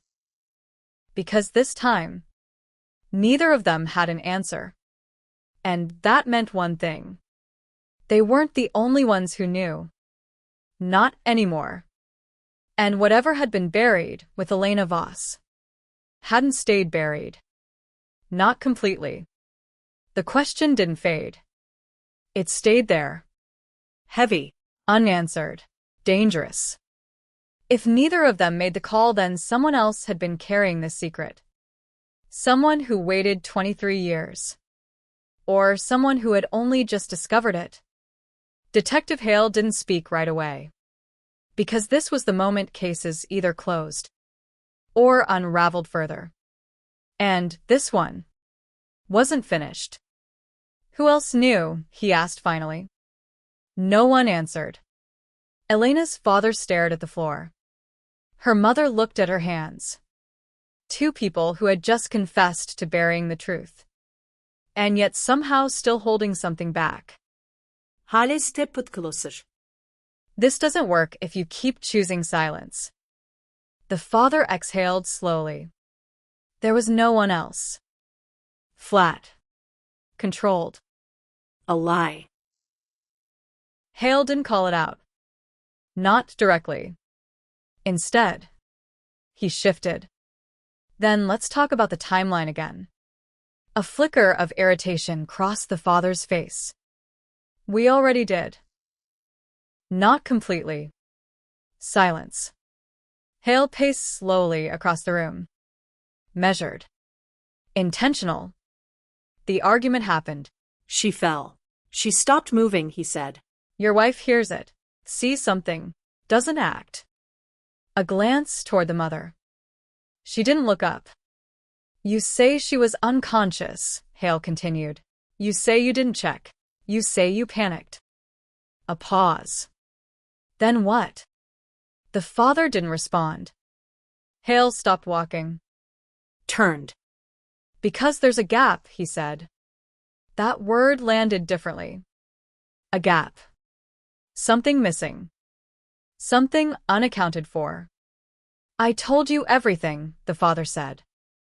No, Ale replied quietly. You told me enough to survive the first question. Silence. The air tightened.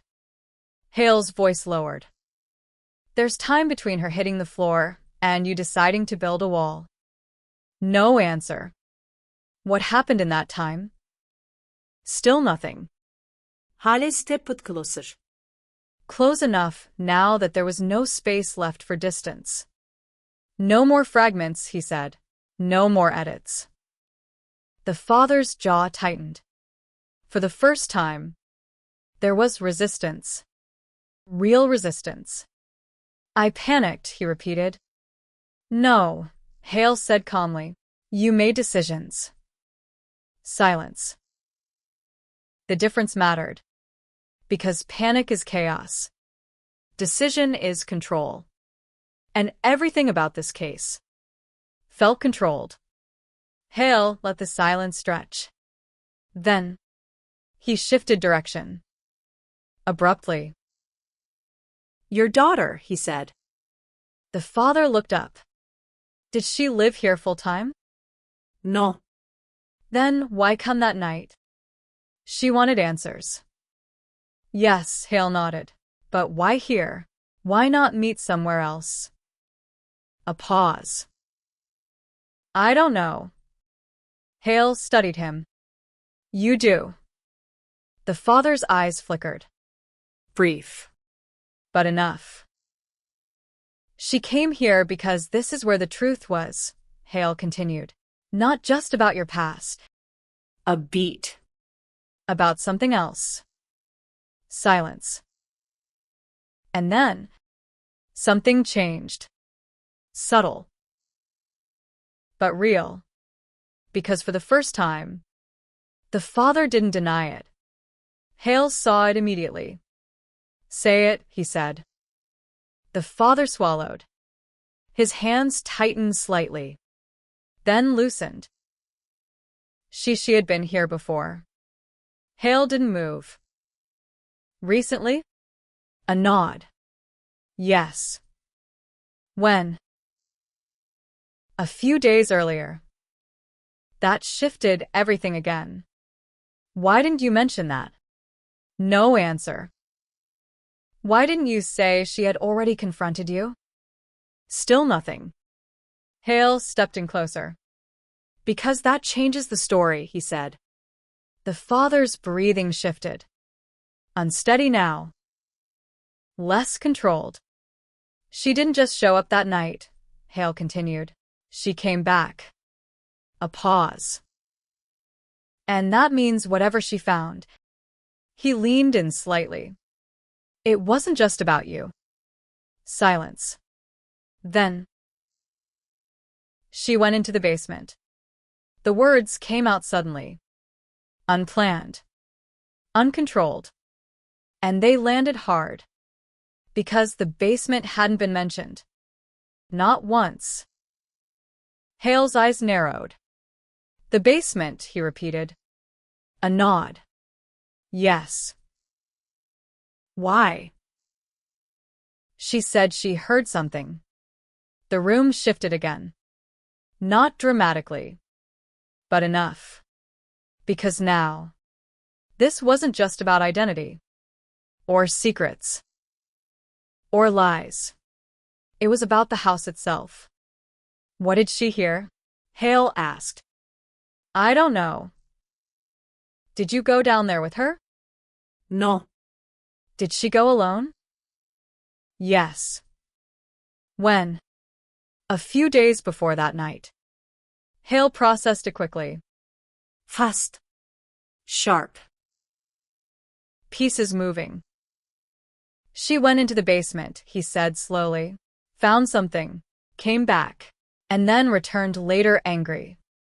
A nod. Yes. What did she find? The father shook his head. I don't know. A lie. Hale didn't push it yet. Not directly. Instead, he turned.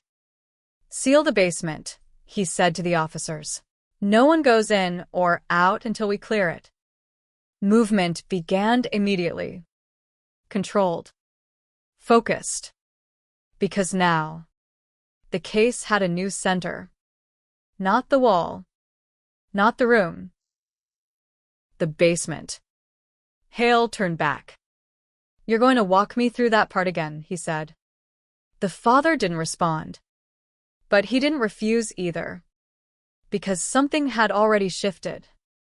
The truth wasn't coming out in pieces anymore. It was breaking through. She said she heard something, Hale repeated. What does that mean? I don't know, the father said again. Try. A pause. Then. She said it sounded like movement. The word hung. Movement. In a basement. In a house that had been silent for years. What kind of movement? Hale asked. I didn't ask. You didn't ask, Hale repeated. No response. She was scared. A hesitation. Yes. And you still let her go down there alone. Silence. Because that answer didn't exist. Not in a way that made sense. Hale stepped back slightly. Thinking. Reconstructing. She goes into the basement, he said. Finds something. Comes back different. Confronts you days later. A pause. And then she dies. The sequence settled into place. Cleaner now. Sharper. More complete. But not finished. Not yet. Hale turned toward the hallway. Toward the door that led down. The basement. Dark. Unseen. Unsearched. For 23 years. Open it, he said. An officer moved forward. Slowly. Hand on the handle. Turned it. The door creaked open. And from below. Nothing. No sound. No movement. Just darkness. Thick. Heavy. Waiting. Hale stepped forward, stopped at the top of the stairs, looking down, listening, because sometimes the truth doesn't hide in walls. It hides deeper, Below. in places no one wants to look. And whatever Elena Voss had found down there, it had followed her back up. Into that room. Into that argument. Into her final moment. Hale took one step down. Then another. The air changed immediately. Colder. Damp. Still. The kind of stillness that doesn't feel natural. Flashlights flicked on behind him. Beams cutting through dust and shadow. Revealing shapes. Old boxes. Storage. Nothing obvious. Nothing immediate. But something felt wrong. Not visible. Not yet. But there. Waiting. Because this case wasn't done revealing itself. Not even close. The basement had been waiting. That was the first thought that crossed Detective Aaron Hale's mind as he stepped onto the cold concrete floor. Not because of what he saw. Because of what he felt. Some places carried history. Others carried secrets. This basement carried both. The air was thick with dust and moisture. The smell of old wood, rusted metal, and forgotten years filled the space. Every sound seemed amplified. The scrape of boots, the click of flashlights, the quiet movement of investigators searching through a place no one had truly examined in decades. Above them, the house remained silent. A house where a daughter disappeared. A house where a family protected a lie. A house where the truth had been hidden behind walls. But now Hale wondered, was the wall only one secret? Or had it been built to hide something much bigger? The basement stretched beneath the entire house. Low ceiling, narrow corners, shelves filled with forgotten objects, boxes stacked against concrete walls. Old photographs. Broken furniture. Christmas decorations. Things people kept because throwing them away felt impossible. Things that carried memories. And sometimes, things that carried evidence. The forensic team moved slowly. Every item photographed before being touched. Every surface examined. Because after 23 years, the smallest detail could become the loudest voice. Hale looked around. This place was never searched properly, he asked. An officer checked the old reports. Initial search mentioned the basement, said it contained normal household storage. حال فرونت. Normal. That word again. The same word that had followed this case from the beginning. Everything was normal. Until it wasn't. He walked toward the back wall. Something caught his attention. A section of concrete that looked slightly different. Not obvious. Not enough for anyone casually passing by to notice. But Hale had learned something from this case. The important things were rarely obvious. Check this area. The team moved closer. Dust was removed carefully. Measurements taken. Then one investigator stopped. Detective. Hale turned. What? The officer pointed. There's a gap behind this panel. A pause. Another hidden space. Another secret. The basement became completely silent. Hale stared at the wall. For years, everyone had believed the hidden compartment upstairs was the answer. But maybe it was only part of the answer. Open it. The panel was old. The screws were rusted. It took several minutes. Then, the section loosened. A dark opening appeared. Inside was not a room. Not exactly. More like a narrow storage cavity. A place designed to hide things. The flashlight beam entered first. Then the investigators saw it. Boxes. Several of them. Carefully stacked. Wrapped in plastic. Protected from moisture. Protected from time. Hale's expression changed. Because people don't protect garbage. They protect things they want to keep. Or things they don't want found. The first box contained documents. Old paperwork. Letters. Photographs. Names. Dates. Connections. The second box was different. Newspaper clippings. Missing persons articles. Not Elena's. Other people. Hale picked up the first page carefully. His eyes moved across the faded print. A missing woman. Another. Another. Different cities. Different names. Different stories. But one similarity. Every case involved someone disappearing without explanation. The room changed. Because suddenly Elena Voss wasn't the beginning. She might have been the last. Hale looked toward the stairs. Toward Elena's father. For the first time, the confession downstairs felt incomplete in a new way. He wasn't just hiding one terrible event. He was hiding a pattern.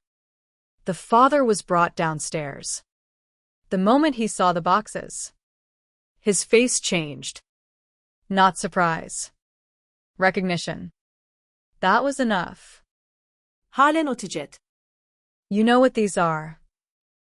Silence. The father stared at the evidence. I haven't seen those in years. Not denial. Confirmation. Hale stepped closer. What are they? The man didn't answer. What are they? A long pause. Then, my past. The words were quiet, but they carried weight. What does that mean? The father looked away. I made mistakes. Hale's voice hardened. No. We're past that word. He pointed toward the boxes. These aren't mistakes. Silence. These are people. The father closed his eyes. For a moment, he looked exhausted. Not old. Not weak. Just exhausted. Like carrying the secret had become heavier than facing the consequences. She wasn't supposed to find them, he whispered. Hale froze slightly. Who? Anna. There it was. The confirmation. She hadn't discovered just his identity. She had discovered something else. Something much darker. What were you hiding from her? The father didn't answer. So Hale changed direction. Your daughter found these boxes. A nod. Yes. When? Days before she died. And she confronted you. Yes. About this. Another nod. Hale looked around the basement. The pieces were forming. Slowly. Painfully. She came here, he said. Found evidence of something. Realized her father wasn't just a man with another identity. A pause. He was someone connected to disappearances. The father said nothing. And silence became an answer. The investigation expanded immediately. The documents were processed. Names were cross-referenced. Old reports reopened. Cases that had been forgotten began appearing again. And then came the discovery that changed everything.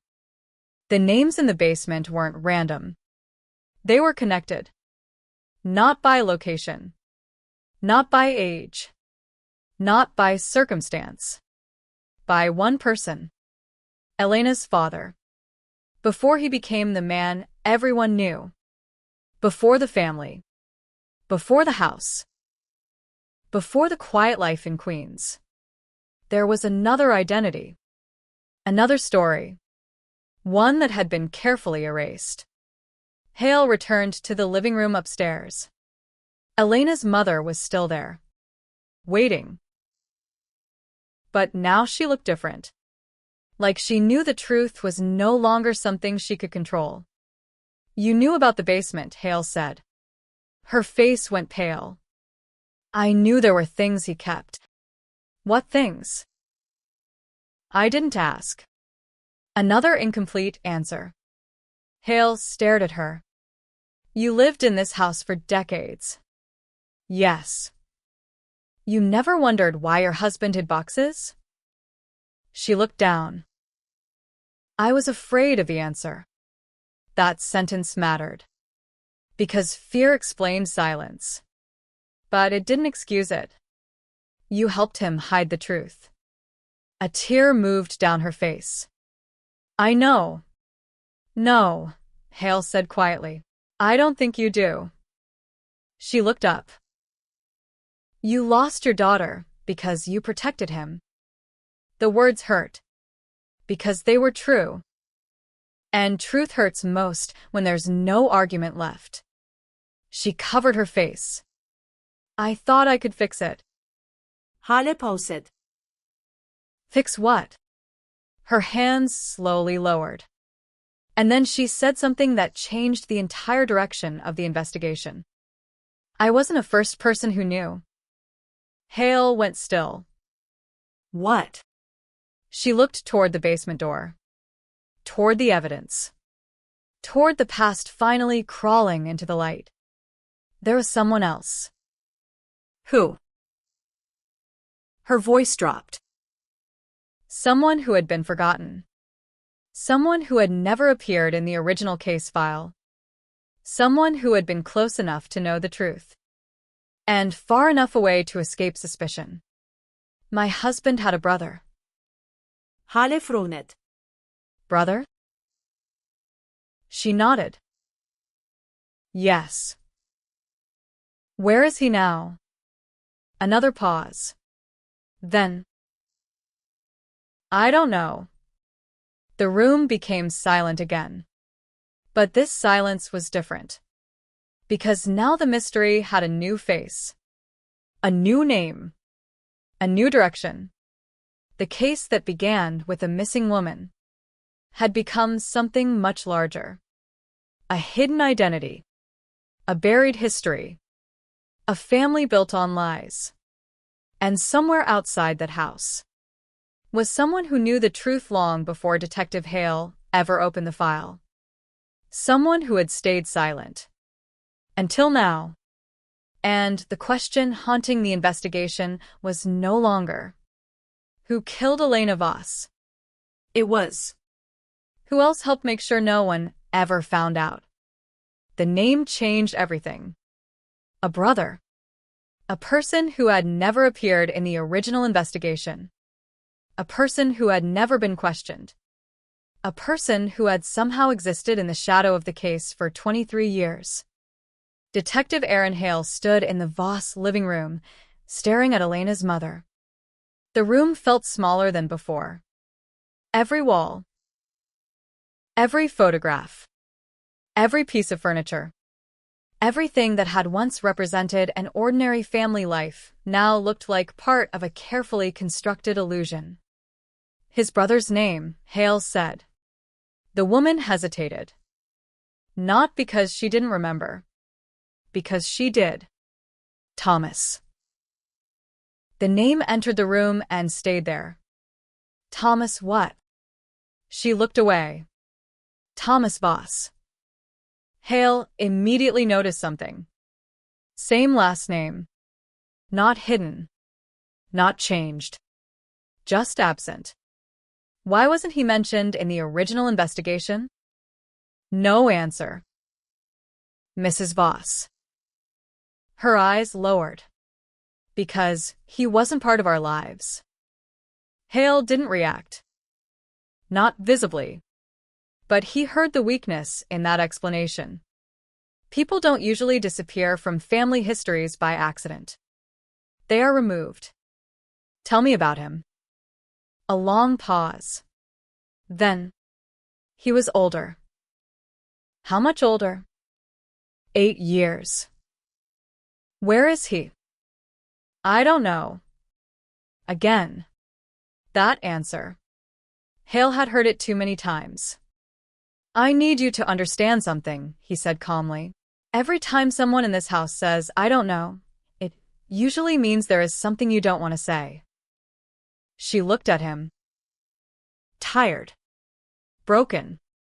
But still afraid. He was dangerous. The sentence was quiet, but it carried more weight than anything else. Hale leaned forward. Dangerous how? She looked toward the basement door, as if the answer was still hiding down there. He knew how to disappear. The words landed. Not disappear as in leaving. Disappear as in making evidence vanish. Making people vanish. Hale reached for his notebook. When did you first meet Thomas? Years before Elena was born. And your husband? They were close. How close? Another pause. Too close. The detective waited. Because sometimes people reveal the truth by trying not to. They grew up together, she continued. Same neighborhood. Same friends. Same problems. What problems? Money. Anger. People they trusted. People they didn't. Hale studied her. You're describing a difficult childhood. Yes. But not a crime. Her silence answered before her words did. No. A cold feeling moved through the room. Because now the story was expanding backward. Before Elena. Before Queens. Before the missing person report. The roots went deeper. How did Elena find Thomas? Hale asked. She found a photograph. What photograph?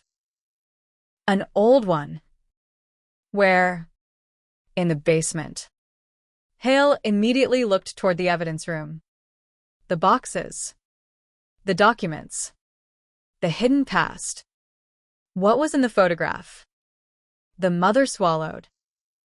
2 brothers. And another person. Who? She looked directly at him. A woman. The answer was simple. But the way she said it wasn't. Halen otijed. Who was she? I don't know. A pause. Then.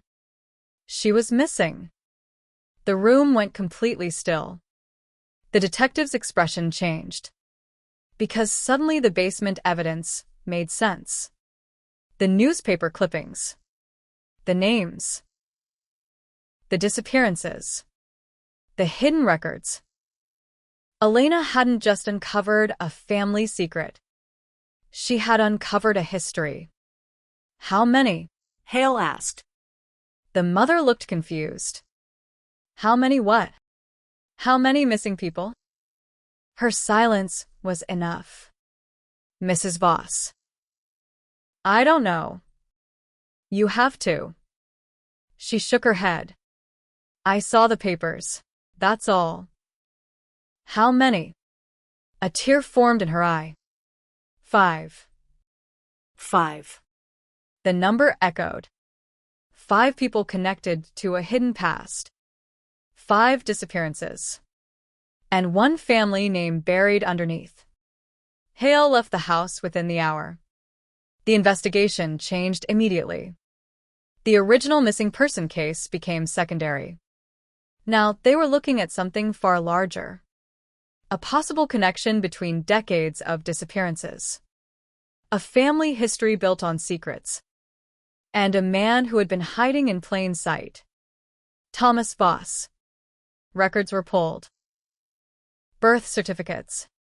Employment history. Addresses. The first problem appeared quickly. There was almost nothing. Not missing. Not incomplete. Erased. Thomas Voss existed in fragments. A school record here. A tax document there.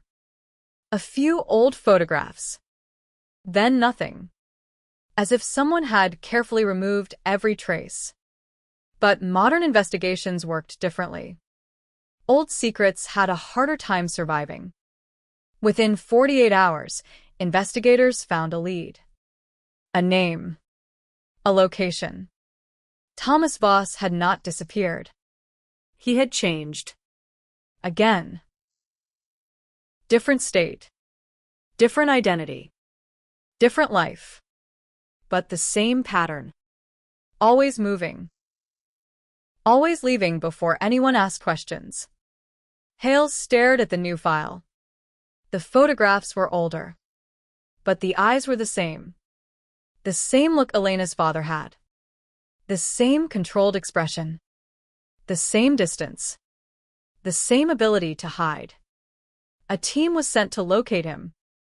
But before they reached him, another discovery came in. The forensic examination of the basement documents revealed something Elena had been trying to understand.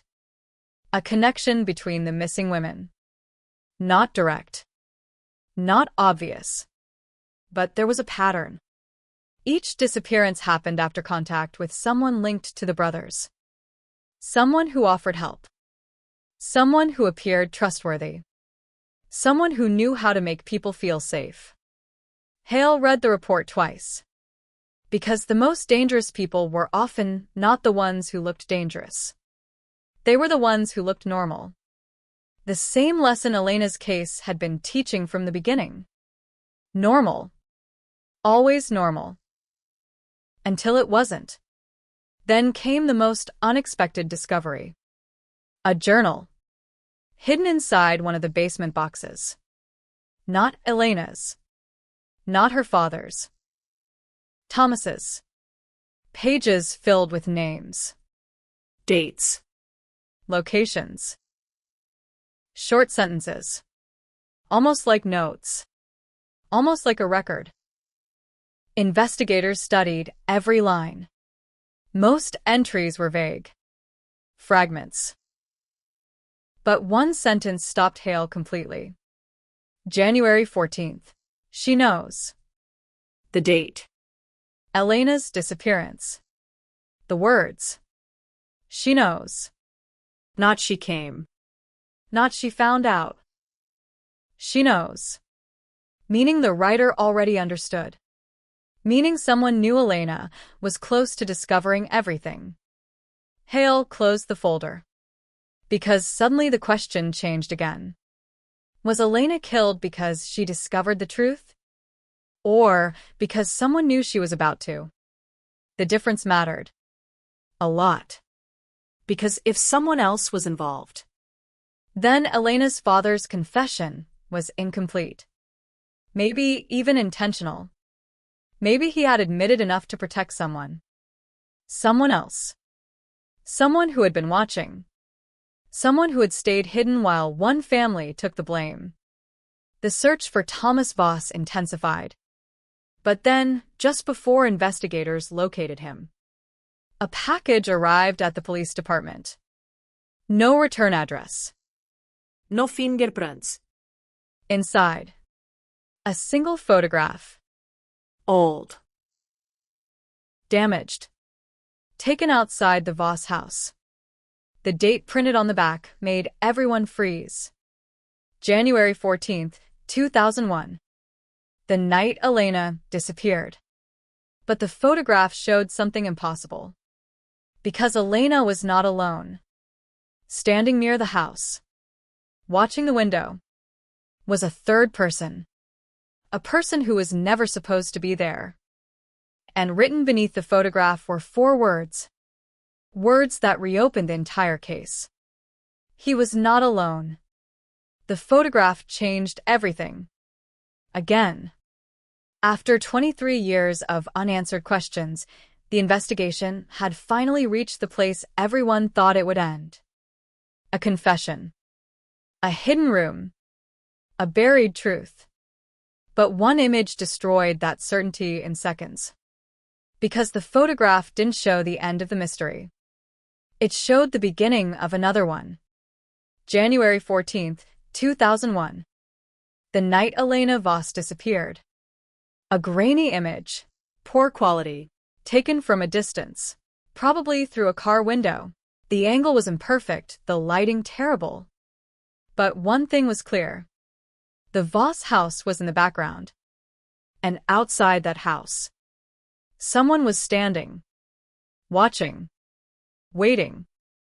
The person was too far away to identify, but close enough to change the entire investigation. Because beneath the photograph were 4 words. He was not alone. Detective Aaron Hale read them again. Then again. Not because he didn't understand. Because he did. And that was the problem. The confession from Elena's father suddenly looked different. Not false. But incomplete. He had admitted hiding the body. He had admitted the confrontation. He had admitted the lie. But he had never explained the photograph. Never explained the watcher. Never explained who else had been there that night. The investigation room became silent as analysts examined the image. Every possibility was considered. A neighbor. A stranger. A coincidence. But the location made coincidence unlikely. The person in the photograph wasn't passing by. They were facing the house. Facing Elena's window. Waiting for something. The first enhancement attempt failed. The image was too damaged. Too old. Too unclear. But modern technology offered something investigators in 2001 never had. Digital reconstruction. Slowly, the blurred figure became clearer. Not enough for a perfect identification, but enough for details. Height. Body shape. Clothing. And one important feature. A distinctive jacket. Dark leather. With a damaged sleeve. Hale froze when he saw it. Because he had seen that jacket before. Not in the photograph. In an old police report. A witness statement from the original investigation. A detail everyone had ignored. Mrs. Calderon. The neighbor across the street. The woman who reported seeing a shadow near Elena's window. Back then, she had mentioned something else. A person walking away. Wearing a dark jacket. At the time, investigators thought it was meaningless. A city full of people. A winter night. A vague memory. But now, it wasn't vague anymore. The witness was brought back in. Older. Slower. But still sharp. Hale placed the photograph on the table. Do you recognize this? The woman stared at it. For several seconds, nothing happened. Then her expression changed. Not confusion. Recognition. I've seen that before. Hale leaned forward. When? She looked uncomfortable. Years ago. Where? She hesitated. In my dreams. The answer sounded strange. But Hale had heard stranger. Tell me what you remember. She looked at the photograph again. I told the police there was someone outside. Yes. They didn't believe me. We're listening now. Her eyes moved across the image. That's him. who? The man I saw. A pause. The man near the house. The room became still. Can you identify him? No. But you're sure? Yes. Why? The woman's voice lowered. Because he wasn't watching the house. حال فرونت. What was he watching? Her answer came quietly. The window. Elena's window. The same window. The same place where evidence was found. The same place where the first clue had been discovered. The investigation returned to Thomas Voss. Because now there was another possibility. Thomas wasn't the only person hiding something. Maybe he wasn't even the person controlling the situation. Records showed Thomas had a history of disappearing after major events in his life. But one detail stood out. He was always connected to someone else. Someone who helped him. Someone who cleaned up problems. The team traced financial records, old addresses, phone numbers, associates. Then they found a name. Michael Crane. The name appeared nowhere in the original investigation, but it appeared repeatedly in Thomas Voss's past. Business partner, friend, confidant, a person who had helped Thomas relocate more than once. And, according to records, Michael Crane had been in New York in January 2001, the same week Elena disappeared. Hales stared at the timeline. The case had started with one family secret. Now, it was becoming something else. A network. A chain of people connected by silence. The team located Michael Crane 3 days later. He was living under his real name. Working a normal job. Living a quiet life. No criminal record. No obvious warning signs. Another person who looked completely ordinary. When Hale met him, the first thing he noticed was calm. Too much calm. "You knew Thomas Voss," Hale said. Crane nodded. "Years ago. You helped him." "With what?" Hale placed a photograph on the table. "The same one." Crane looked at it. And for a fraction of a second, his expression changed. Fear. Not surprise. Fear. Then it disappeared. "I don't know what this is." Hale watched him carefully. "You were there." "No." "You were near the house." "No." "You know Elena Voss." The man stayed silent. And that silence became the first real answer. After hours of questioning, Crane finally admitted something. He knew Elena existed. He knew she had found documents. He knew she was asking questions. But he denied involvement in her death. "I warned him," Crane said. Hale looked up. "Warned who?" "Thomas." "About what?" "That she was getting too close." The room changed. Because those words revealed something important. Elena wasn't just investigating. She was being watched. How long? Crane looked away. Months. Months. Yes. Why? Because Thomas asked me to. The pieces moved again. Thomas wasn't simply hiding after the fact. He had been trying to control the situation before it happened. Monitoring Elena. Tracking what she knew. Waiting. "Why didn't you stop her?" Hale asked. Crane's face tightened. "I tried." "How?" "I told her to leave it alone. And she refused." "Yes." What happened next? A long silence. Then, she went to the house.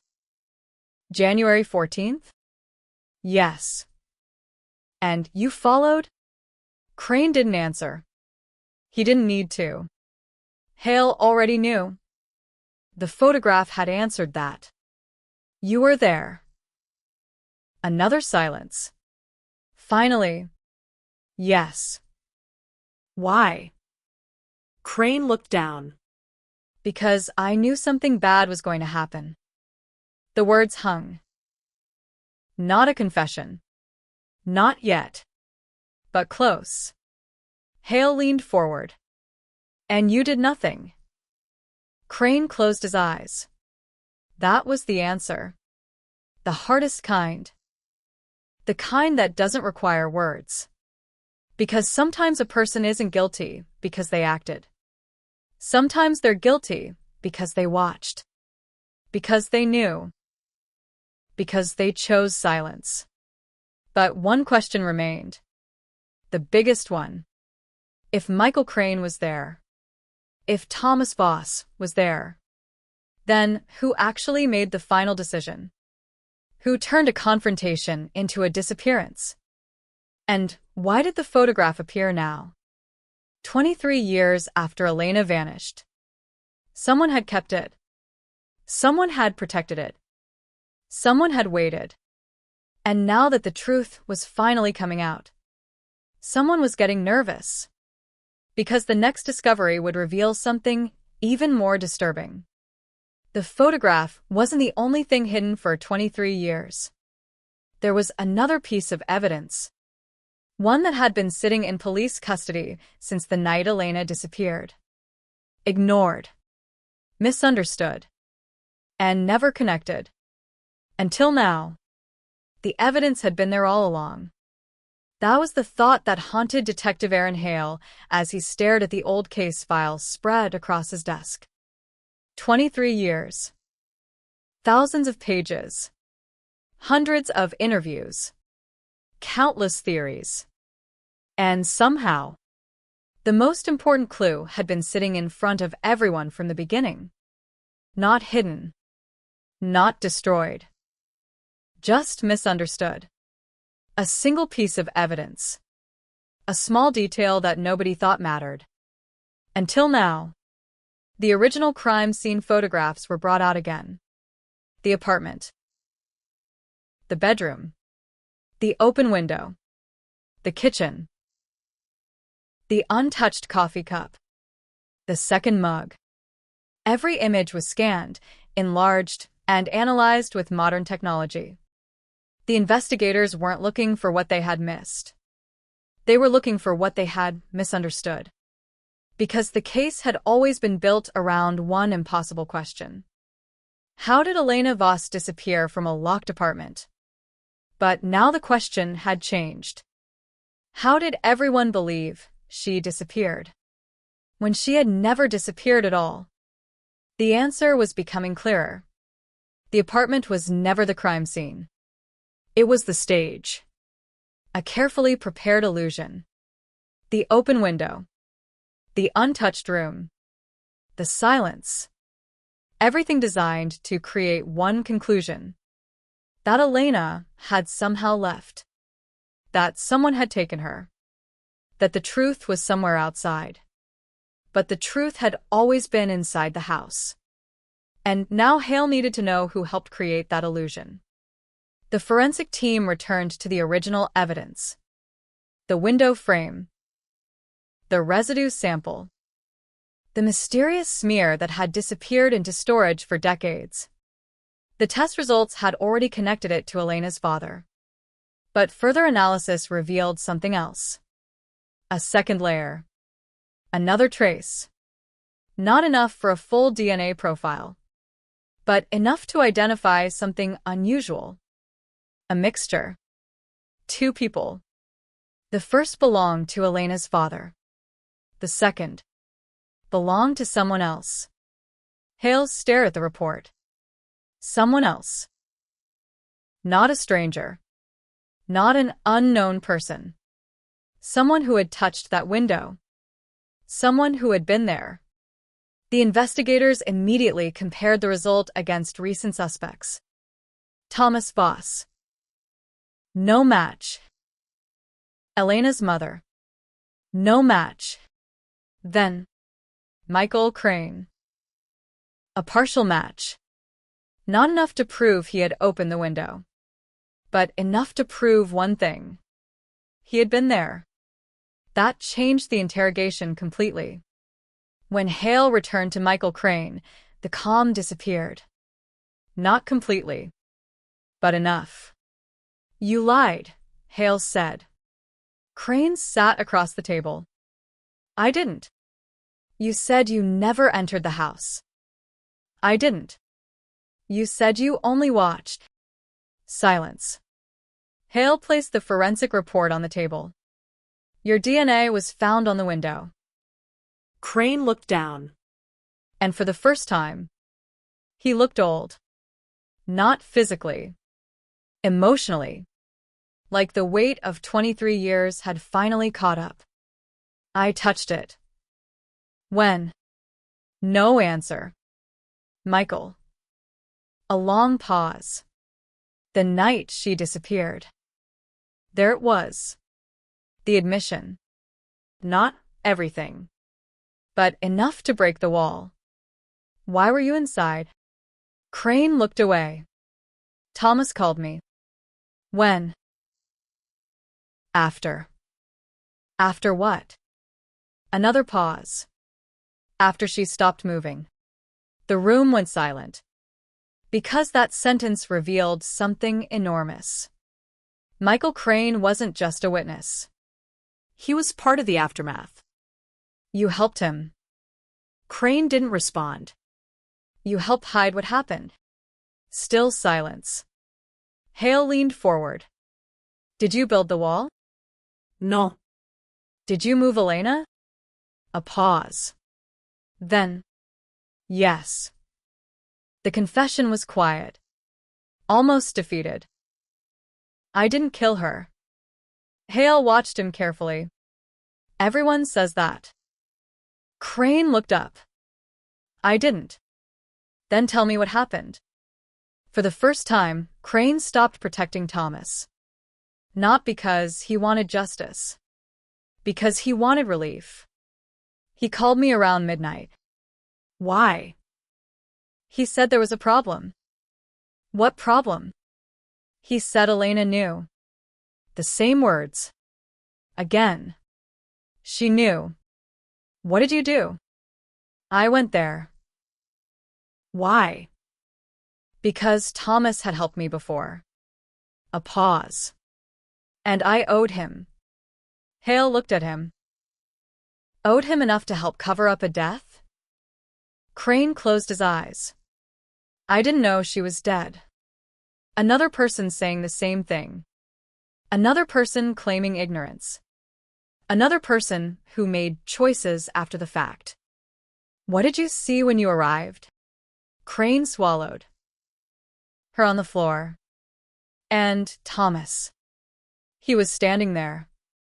Was Elena alive? A long silence. I don't know. Hale's expression hardened. You keep saying that. Because it's true. Then why didn't you call emergency services?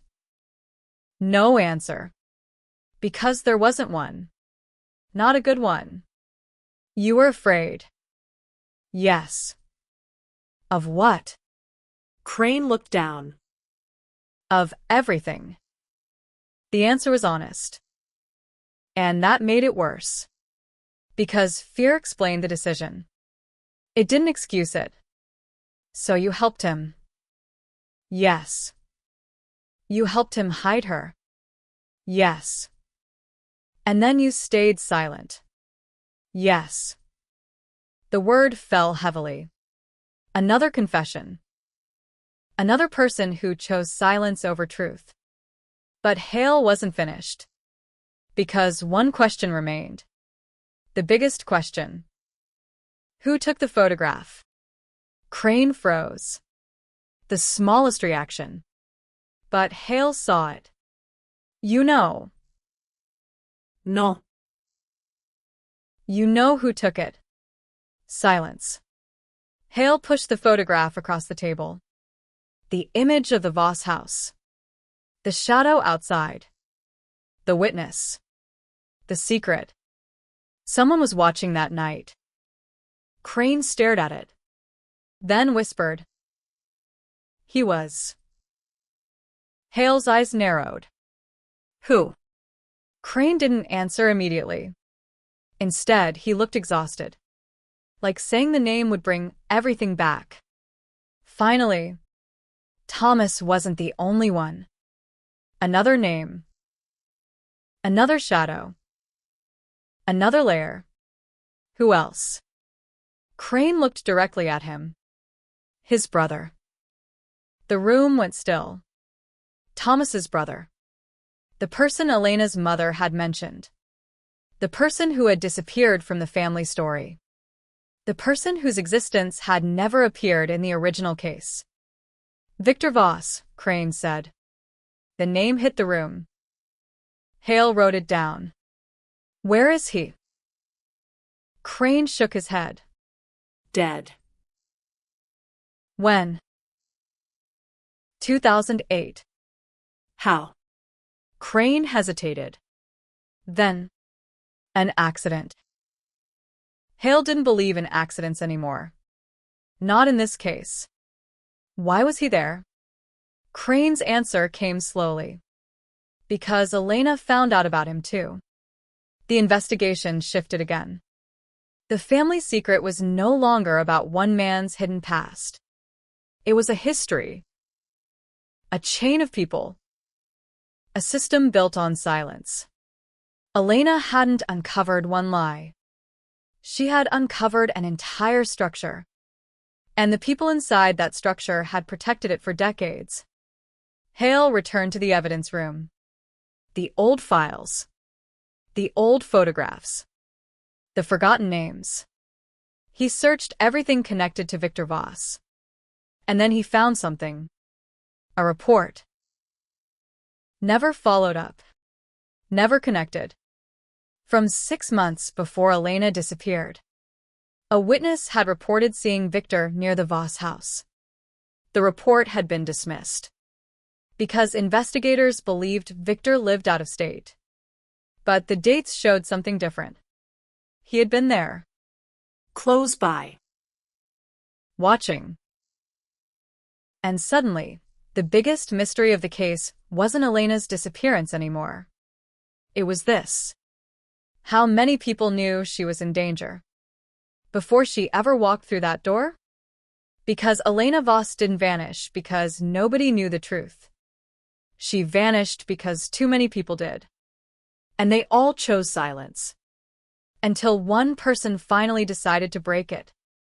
But the person who sent the photograph, the person who wrote he was not alone, was still unidentified. And whoever that person was, they had one final secret. A secret that would reveal what really happened in Elena's final minutes. And why her family had spent 23 years protecting a story that was never complete.